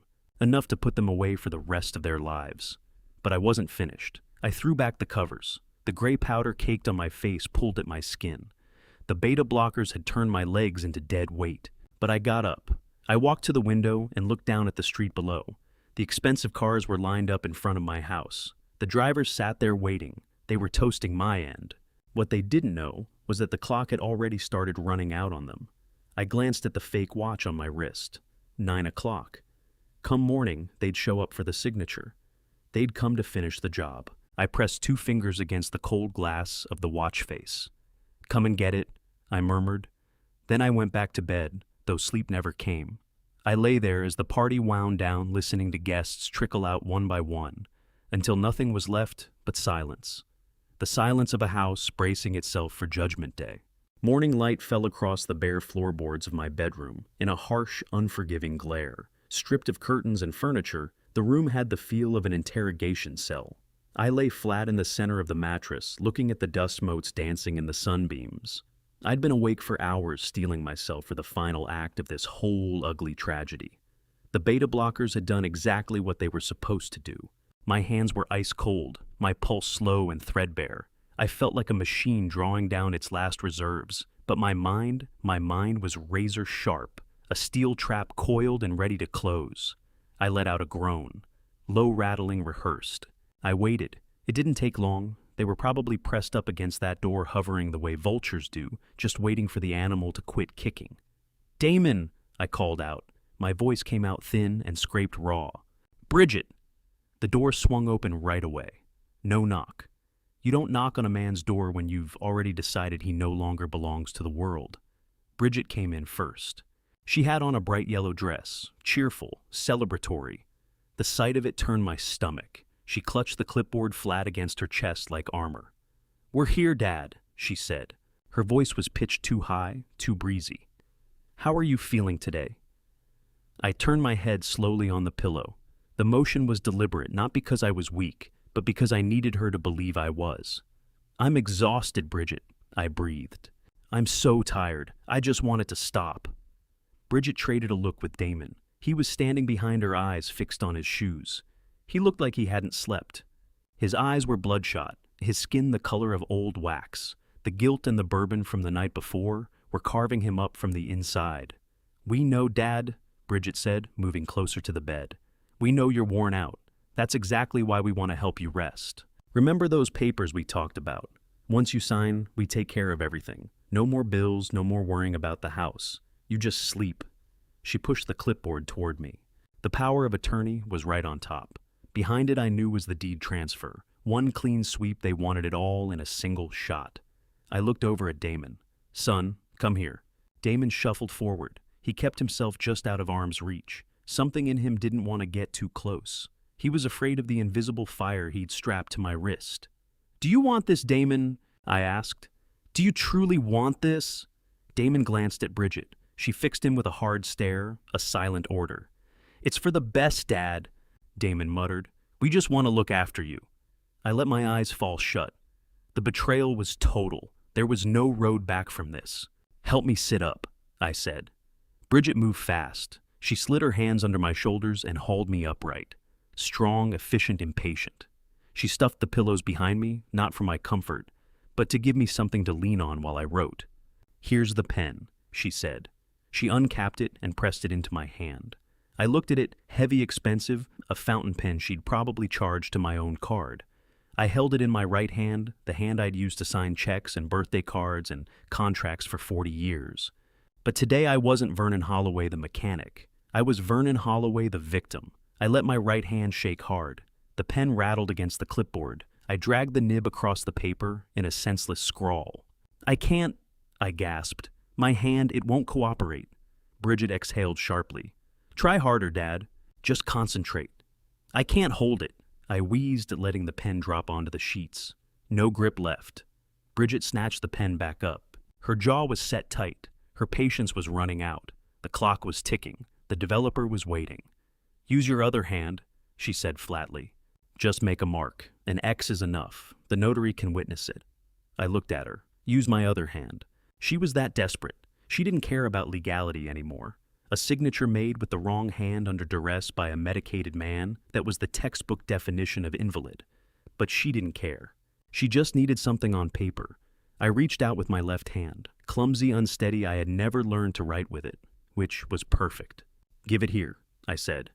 She set the pen between my left fingers. I gripped it the way a child grabs a crayon. "Where exactly do I sign?" I asked, blinking slowly as if my vision was going. "Right there," she said, tapping the line beside my printed name.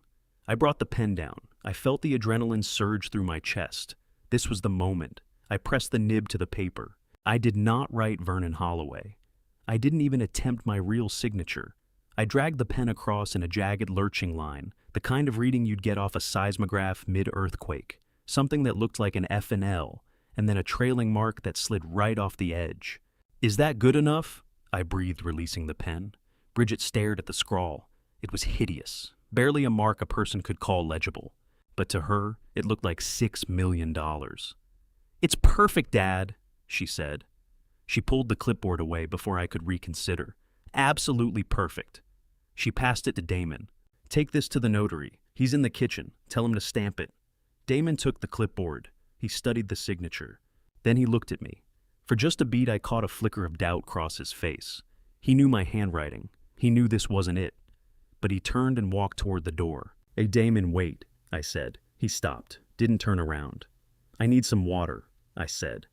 "My throat's burning." Bridget sighed. "I'll get it. Damon, go." "No," I said, an edge in my voice. "I want my son to get it."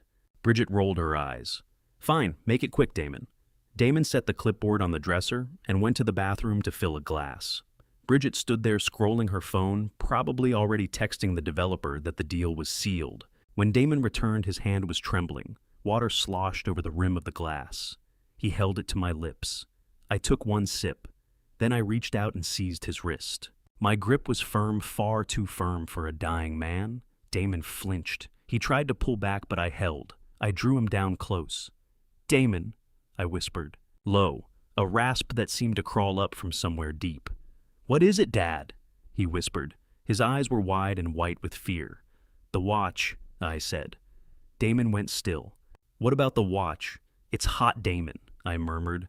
"It's so hot right now. I can feel it, like fire working through my bones." I watched the pupils of his eyes pull tight. He stopped breathing. "And you know what else, son?"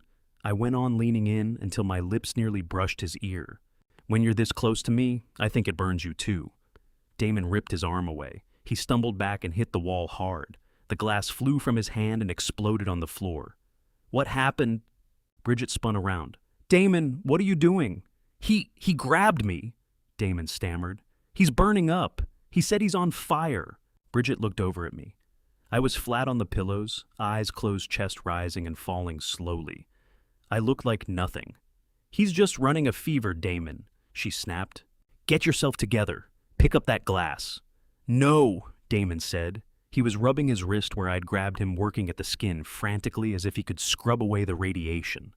I need to wash my hands. I have to wash them right now. He bolted into the bathroom and slammed the door. The water came on. I could hear him scrubbing. Bridget stared at the bathroom door, then turned to me. She shook her head with undisguised contempt. You're driving him out of his mind, she hissed. Even half dead, you're still a burden. I said nothing. I lay there and let the sound of running water fill the room. I had planted the seed. Damon knew what was inside that watch. He knew it was cobalt-60.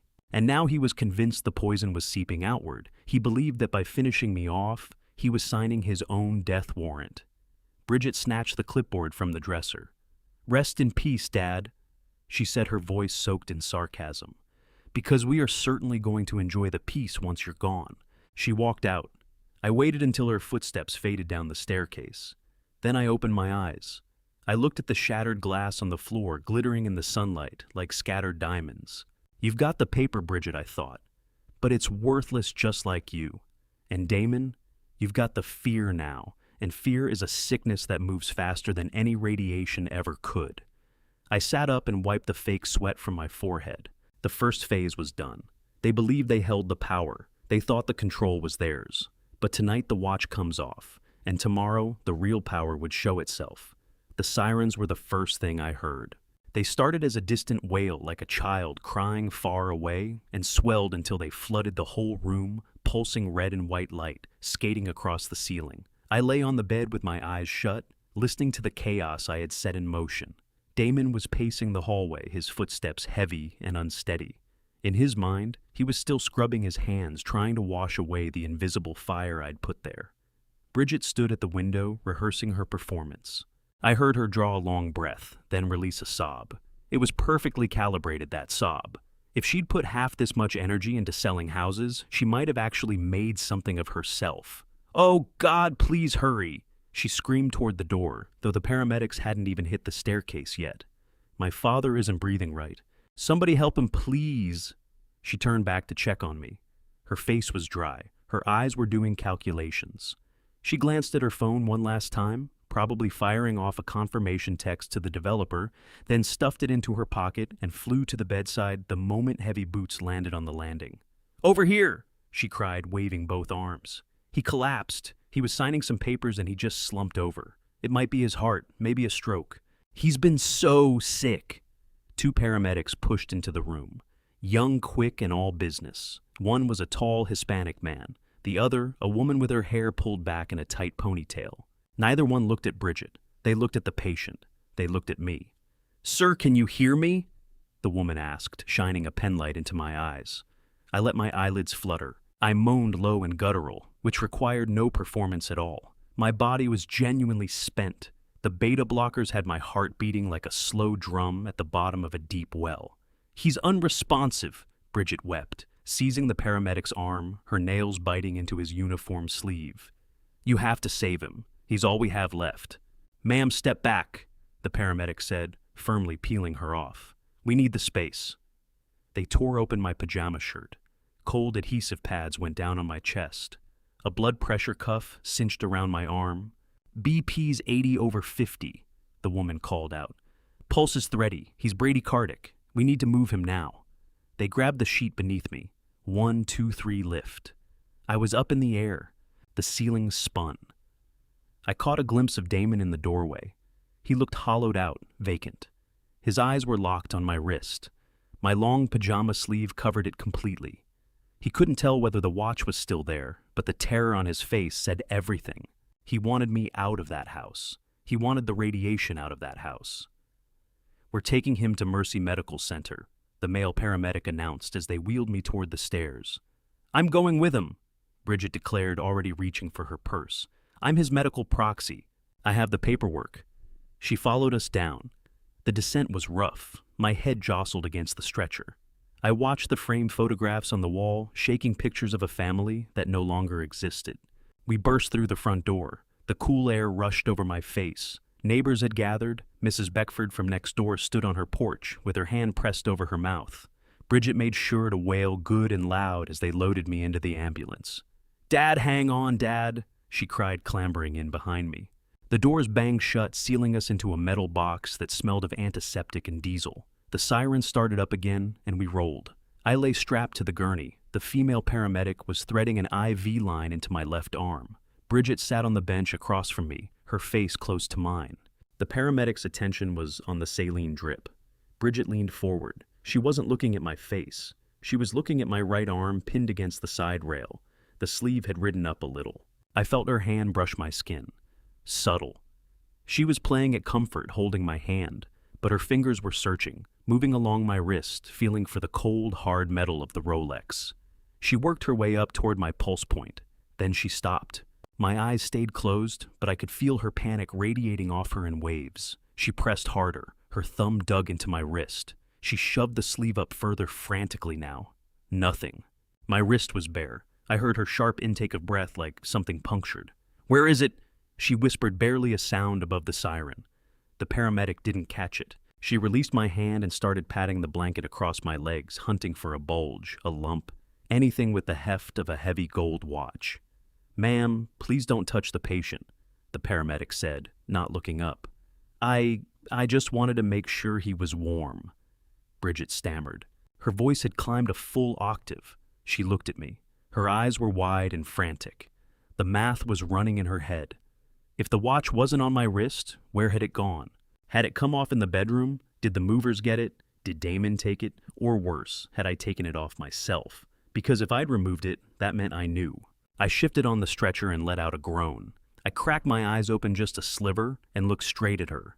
I watched the sweat bead along her upper lip. "Bridget," I mumbled. "Dad," she hissed, pressing in close. "The watch. Where is the watch?"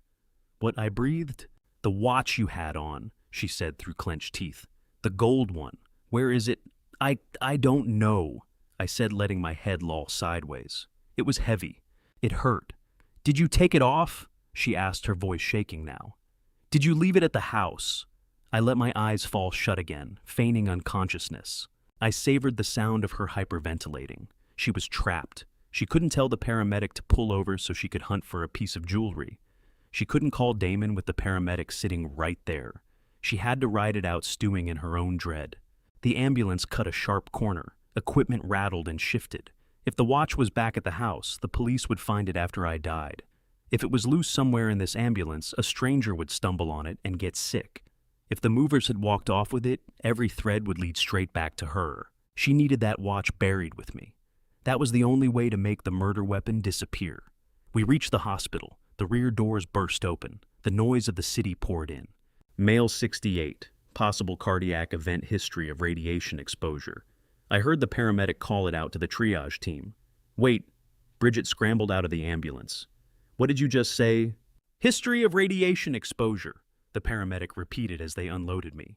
"It's in his file, the urgent care report from yesterday." Bridget stopped dead on the pavement. The color drained from her face. She had no idea about the urgent care visit.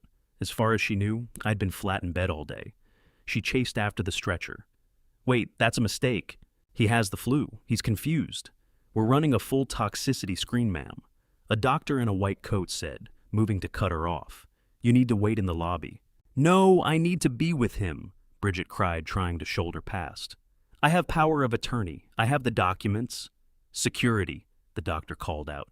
Two large uniformed guards materialized and planted themselves in her path. "You'll need to wait in the designated area, ma'am," one said. "Let the doctors do their work." I was wheeled through the double doors. I turned my head for one last look. Bridget was standing alone in the ambulance bay. She looked small. She looked frightened. Her hand was already diving into her purse, no doubt reaching for her phone to warn Damon. But it was already too late. The doors swung shut and cut her off. They brought me into a trauma room. Cold air, blazing lights. Nurses crowded around, cutting away my clothes. When the scissors reached my pajama sleeve, one of the nurses stopped. "Doctor," she said, holding up my wrist. "Look at this burn." The doctor bent in close. That looks like a radiation burn. Get the Geiger counter now. I stared up at the ceiling tiles. I knew the Geiger counter would not pick up anything from me. The fake watch was tucked away in the pocket of my robe, which the movers had already dropped into a donation bag earlier that morning. I'd slipped it in there just before climbing back into bed. By now, it was probably rolling toward a Goodwill in Dundalk. The real watch, the deadly one, was locked in Celinda's safe. I smiled on the inside. Out in the waiting room, I knew exactly what Bridget was doing. I could practically hear the words she was hissing into her phone. Damon, tear that house apart. Find the watch. If the police get to it first, we're finished. But Damon wouldn't find it, and Bridget wouldn't find it. They were running after a ghost. And while they were chasing shadows, I was about to hand the police a map straight to the burial ground. "Mr. Holloway, can you hear me?" the doctor asked. "Yes," I murmured. "Do you know what happened to you?" I drew a slow breath. It was the first clean breath I'd pulled in months. "I was poisoned," I said clearly. "My son and his wife poisoned me." The doctor went still. The nurses stopped moving. "Call the police," I said. "I have proof." The game was finished. The hunt had started.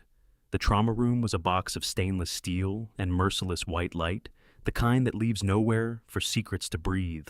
I lay on the gurney while monitors clicked out a steady beat beside me. My heart rate was steadying as the beta blockers wore thin, but my mind was running faster than it had in years. Through the open slats of the glass partition, I had a clear line of sight into the hallway. It was a fishbowl, and outside the sharks were beginning to realize they'd swum into a net. Dr. Whitcomb, the emergency room attending, came out of my room. He was a tall, broad-shouldered man with a face that had no patience for nonsense. He carried his clipboard like he meant business. I watched him walk toward Bridget, who was pacing near the nurses' station, still trying to hold the performance together. But the mask was cracking. Her mascara had run, and she was gnawing at her thumbnail, a nervous habit I'd never once seen before. "Mrs. Crane," the doctor said, his voice carrying easily through the glass. Bridget whipped around, eyes stretched wide. "Doctor, how is he? Is it his heart? When can I bring him home?" The doctor didn't smile. He offered no reassuring touch. He stopped 3 feet away, keeping a professional distance that felt more like a wall. "It's not his heart, Mrs. Crane," he said. "We've completed the initial toxicology screen and reviewed the medical records sent over by the urgent care clinic." Bridget froze. Her mouth fell open, but nothing came out. She had believed she had every corner of my medical history sealed off. The doctor pressed on his tone, cold and precise. "Your father-in-law is presenting with acute radiation syndrome caused by prolonged exposure to a high-intensity gamma source, specifically cobalt-60. The words settled over her like ash. "Radiation," Bridget stammered, squeezing out a laugh that came out more like a bark. "That's absurd. He's a retired mechanic. He doesn't work near a nuclear plant. He has the flu. He's been confused." The doctor took one measured step forward. "The flu does not drive your white blood cell count to near zero, Mrs. Crane. The flu does not produce ionizing burns on the wrist. We found the burn pattern. It's perfectly circular, consistent with something worn against the skin like a watch." Bridget stepped backward and caught the edge of a crash cart. Her hands were shaking. "I don't know anything about that," she said, her voice climbing. "He probably picked something up at a flea market. He's always dragging home junk." "That's a matter for the authorities," the doctor said. "Given the severity of this injury and the nature of the substance involved, we were required to notify the Department of Homeland Security and local police. This is now a crime scene." Bridget's eyes cut to the exit.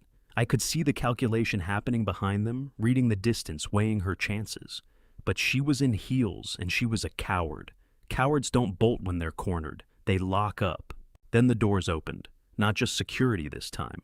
2 uniformed officers and 2 plainclothes detectives came through, and walking between them, looking like a man being led to his own execution, was Damon. My son looked wrecked. He was still in the clothes from the night before, wrinkled and dark with sweat. His face had the color and texture of raw dough. His hands were chapped and red from all that scrubbing. He spotted Bridget and stared at her with hollow, terrified eyes. "Damon!" Bridget gasped. "What are you doing here?" "They came to the house," Damon said, his voice barely there. "They kicked the door in, Bridget. They were looking for the source. They were looking for the watch." Bridget lunged at him, seizing his lapels, her face twisting into something ugly. "Shut your mouth. Don't say a single word." One of the detectives stepped in.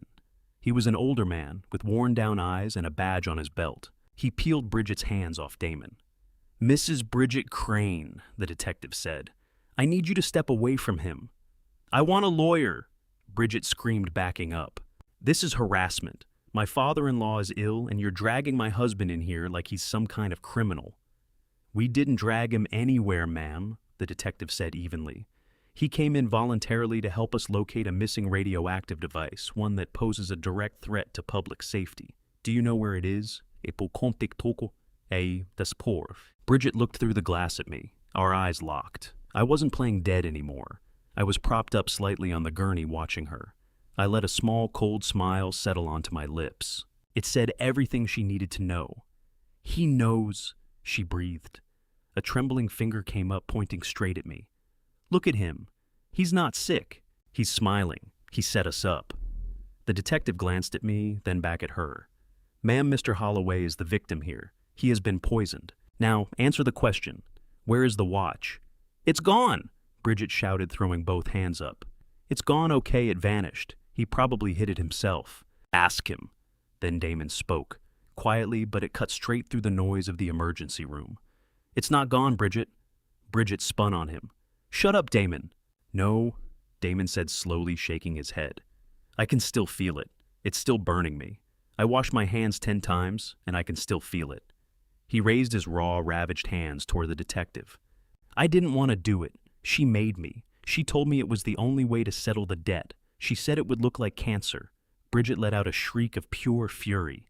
She flew at Damon Nails first, going for his face. "You weak, pathetic idiot! Keep your mouth shut!" The officers moved instantly. They caught Bridget by both arms. She fought them hard, kicking, screaming, all the composure shredded away. Her expensive blazer tore at the shoulder. Her perfectly pinned hair came apart. "Let go of me!" she screamed. "I am a respectable businesswoman. I have rights."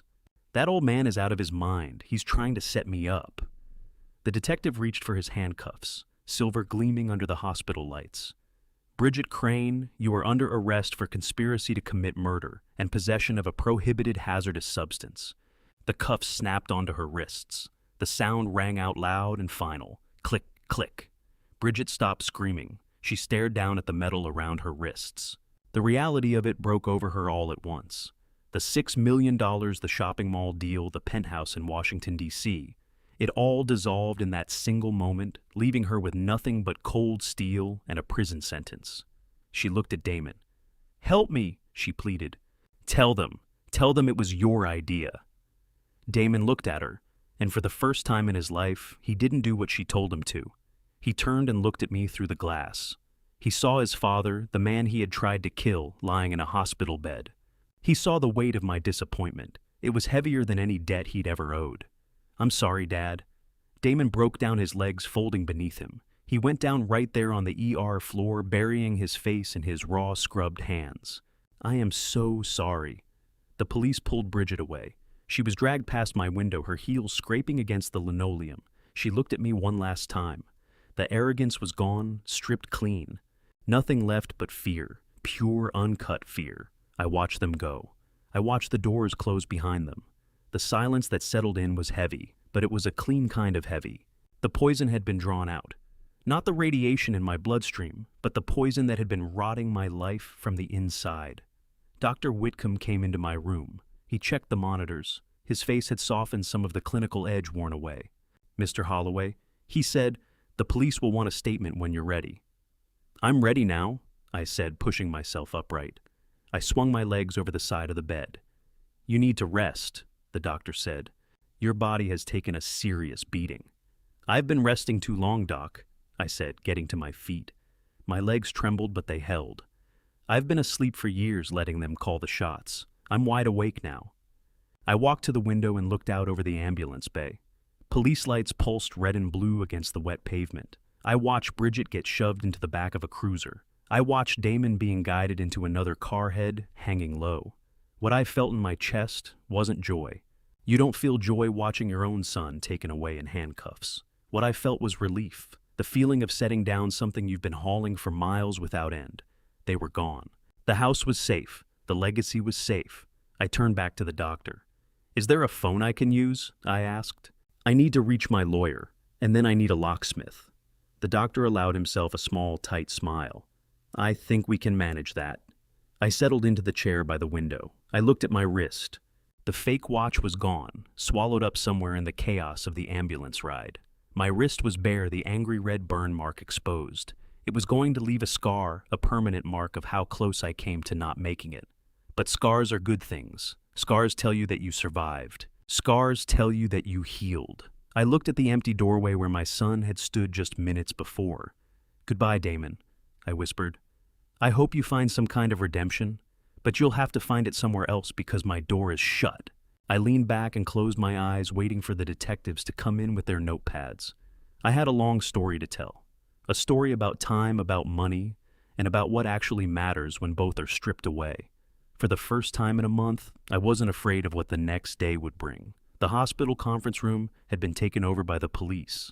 Beige walls, a long laminate table, a plain, cold room that had become the altar for my family's unraveling. I sat at the head of the table, a hospital blanket around my shoulders, still dressed in the role of the frail old man. Bridget and Damon sat across from me, handcuffed to their chairs. A detective held his post against the wall, arms folded. But the person who truly owned the room wasn't the police. It was Celinda Pruitt. She came in like a weather system, black trench coat briefcase, heavy enough to do real damage. But what she carried in her other hand dropped the temperature in the room by 10 degrees. It was the lead-lined box from Ferrante Antiques. She set it on the table with a dense, dull thud that you felt through the floor. Bridget looked at the box and went the color of milk. She knew what was inside. She tried to look away and couldn't. It pulled at her gaze like a magnet.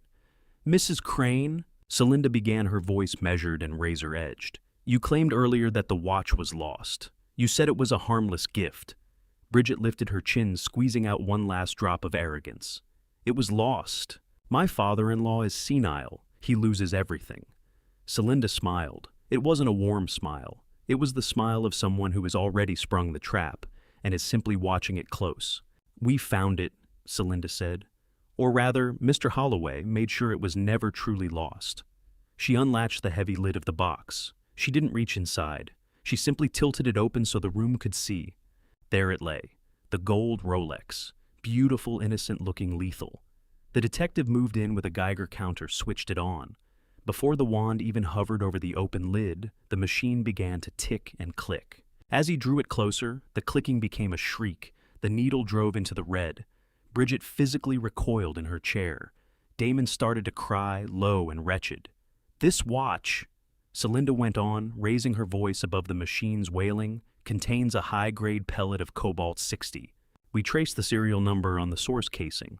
It did not come from a flea market. It came from a decommissioned X-ray unit at the dental practice owned by your late father, Mrs. Crane, a practice to whose storage unit you still hold the keys."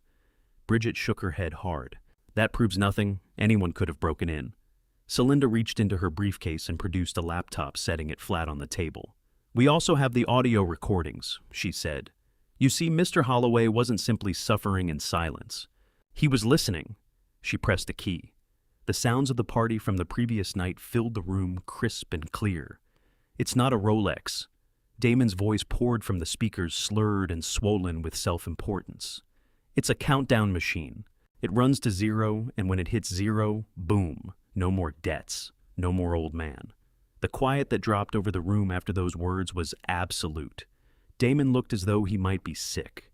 Bridget looked as though she wanted to strangle him. "And finally," Celinda said, drawing a single sheet of paper, sealed inside a plastic evidence bag from her briefcase.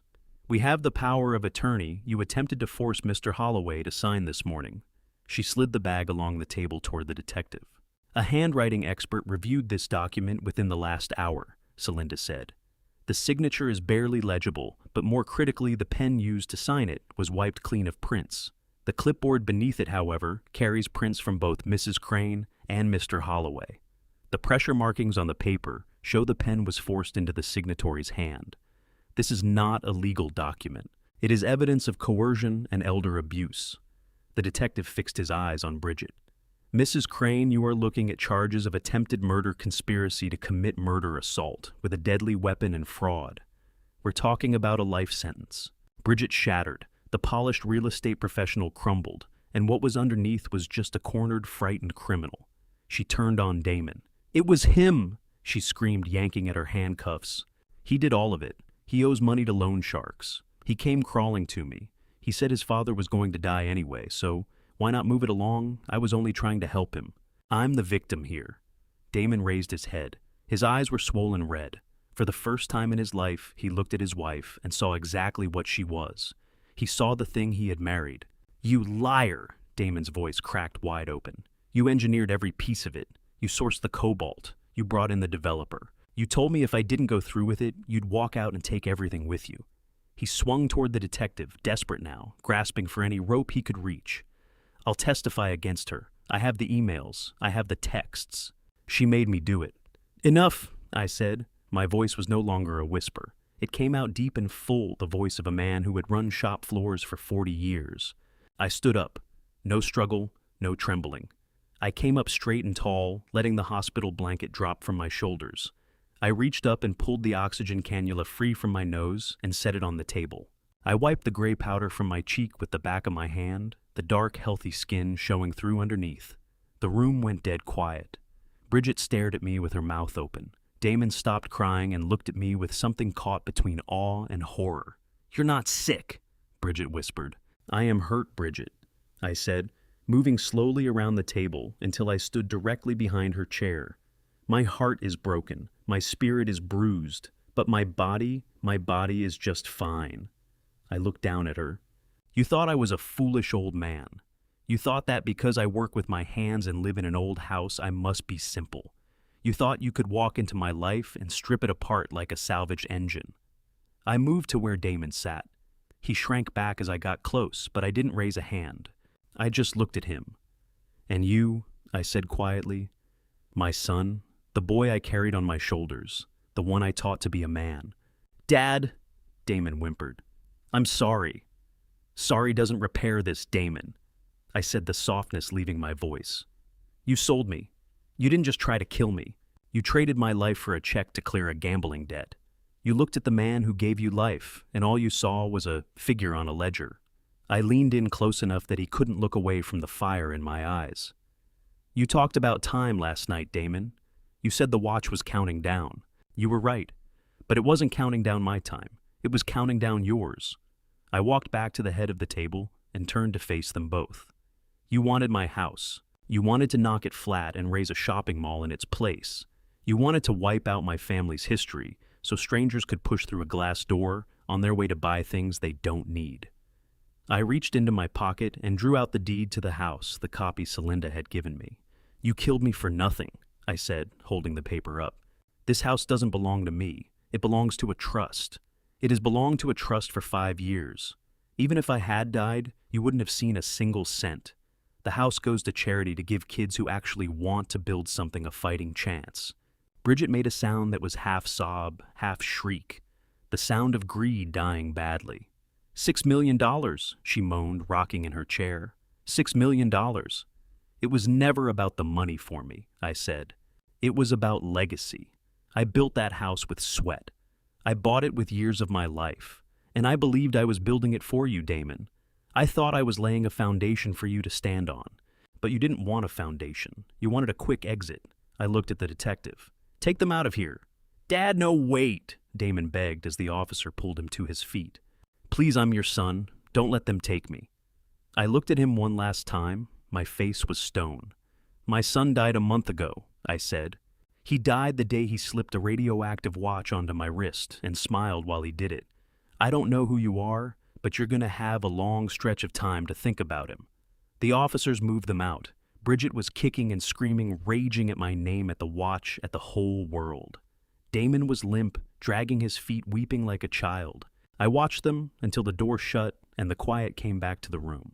Celinda walked over and lowered the lid of the lead box, latching it firmly shut, sealing the poison inside. "It's over, Vernon," she said softly. I looked at my wrist, the red burn mark still raw and livid. It would heal, but the memory would stay with it. "Yes," I said, "it's over." I crossed to the window and looked out at the city. The sun was going down, pouring gold across the rooftops. I had lost my family. I had lost the story I had told myself about what love looked like. But I had held on to my life, and I had held on to my dignity. I turned back to Celinda. "Let's go home," I said. "I've got a lock to change and a dog to adopt. I think I've had enough of people for a while." We walked out of the hospital side by side, leaving the conference room behind. The lead box sat in the center of the table, heavy mute, a monument to the greed that nearly finished me. But nearly doesn't count. I was still on my feet. And as long as I was standing, I intended to live not for them, but for myself. The sound of handcuffs snapping shut is something you never forget. It's sharp and absolute, like the lid of a coffin closing. I stood at the conference room window and watched it all play out in the hospital hallway. A parade of shame. Bridget, who had swept into this hospital like she owned it, demanding everything and commanding the room, was now being walked out like any other criminal. Her hands were cuffed at her back, forcing her shoulders forward into a hunch. Her expensive blazer was torn at the shoulder, and her hair had come completely undone around her face. The screaming had stopped. She'd run out of an audience. Now she was muttering to herself in a low, broken stream that sounded like a mind unraveling. Damon walked behind her, an officer on each side. He didn't look up once. He kept his eyes on his shoes, the expensive Italian loafers I had bought him for Christmas. He wept without sound, his whole body shaking with each step. He looked small. He looked like the little boy who used to skin his knee and come sprinting to me for a bandage. But I had nothing to offer this wound. This was something he had done to himself, and it ran far too deep for any father to reach. I stepped out of the conference room and planted myself in the hallway directly in their path. The officers stopped when they saw me. They gave the victim that much. They gave the man who had lived through the poison that much. Bridget looked up. Her eyes were swollen and red. The mascara had tracked dark lines down her face, giving her the look of something melted. When she spotted me, a flicker of the old Bridget surfaced for just a second. "You destroyed everything," she hissed. Her voice was raw from screaming. "You bitter old man. You'd rather burn down your own family than share what you've got? You were going to sit in that big empty house and rot all by yourself." I looked at her and felt nothing. No anger, no hatred, only a deep, hollow pity. She was so empty inside, so completely convinced that money was the measure of a person's worth. "Hold them here," I said to the officers. My voice was level, unhurried. "I have one last thing to say to my son and his wife." The officers stopped holding Bridget and Damon in place. "You talked about the money, Bridget," I said, taking one step closer so she could see the life in my eyes, so she could see plainly that her poison had fallen short. "You talked about the $6 million. You were willing to end my life to get that house vacated by the first of the month because you were certain you'd inherit the proceeds from the sale." Bridget's lip curled. "And you'll lose it anyway," she shot back. "The bank will come after Damon's debts. The developer will walk. You'll lose the house, Vernon. You'll die broke." I reached into the pocket of my hospital gown and produced the folded sheet of paper Celinda had given me. Not the deed this time. A copy of the trust agreement. I unfolded it slowly, taking my time, letting her watch. "You're bad at arithmetic, Bridget," I said. "You calculated the timing perfectly. You worked out the radiation dose to the decimal, but you never thought to check the public records." I held the paper out. "This house was transferred 5 years ago," I said. Bridget went still. "What are you talking about?" "I signed the legal title of the brownstone over to the Holloway Family Charitable Trust 5 years ago," I told her. My voice rang through the quiet hallway. "I set it up after my wife passed. I wanted to make sure that if I ever fell ill or lost my faculties, the house would be protected. I am simply the tenant, Bridget. I hold a lifetime right of occupancy, but the asset was never mine to sign away. The trust owns it. And do you know who the beneficiary of that trust is?" Bridget stared at the document, her mouth falling open slightly, her breath catching in her throat. "It is the Baltimore Youth Engineering Program," I said. "A charity that puts tools in the hands of inner-city kids and teaches them to fix engines and build machines the same way I once learned. The moment I pass the house does not go to Damon. It goes to the kids." Bridget looked as though someone had struck her across the face. Every drop of color left her cheeks. Her legs gave out and the officer grabbed her arm to keep her from hitting the floor. She whispered. The sound was pure devastation. "No, that is impossible. We checked. The developer told us you were the owner." "The developer saw my name on the deed as trustee," I said. "But he did not read the fine print, and neither did you. You destroyed yourself trying to steal a house that had already been given away. I turned my eyes to Damon. He stood there, with his mouth hanging open. The truth was crashing over him in waves. He had tried to murder his own father for nothing. He had traded his soul for a check that would never have cleared. "We did it for nothing," Damon whispered. His voice cracked apart. "We did it for nothing." I nodded. "For nothing you threw me away for air. You killed your own conscience chasing a fortune that was never there." Bridget let out a scream. Not a scream of rage this time. It was a scream of despair, the sound of a woman who had just understood she was not simply a criminal. She was a fool. She crumpled completely, legs buckling, dragging the officers sideways as she went down. She sobbed into the hospital linoleum, a broken heap of greed and regret. "Take them away," I said, and turned my back on both of them. I heard the officers hauling Bridget to her feet. I heard the heavy hospital doors swing wide. I heard sirens crying outside, but I did not look back. I walked into the conference room where Celinda was waiting. "It is done," she said, snapping her briefcase shut. "Yes," I said, "it is done." 6 months have come and gone since that day in that hospital. The seasons have turned. The cold, gray rain of that terrible stretch of weeks has surrendered to the warm, bright sun of early summer. Baltimore looks different to me now, cleaner, brighter. I am sitting on the front stoop of the brownstone with a cup of coffee in my hands. The house is quiet, but it is not empty.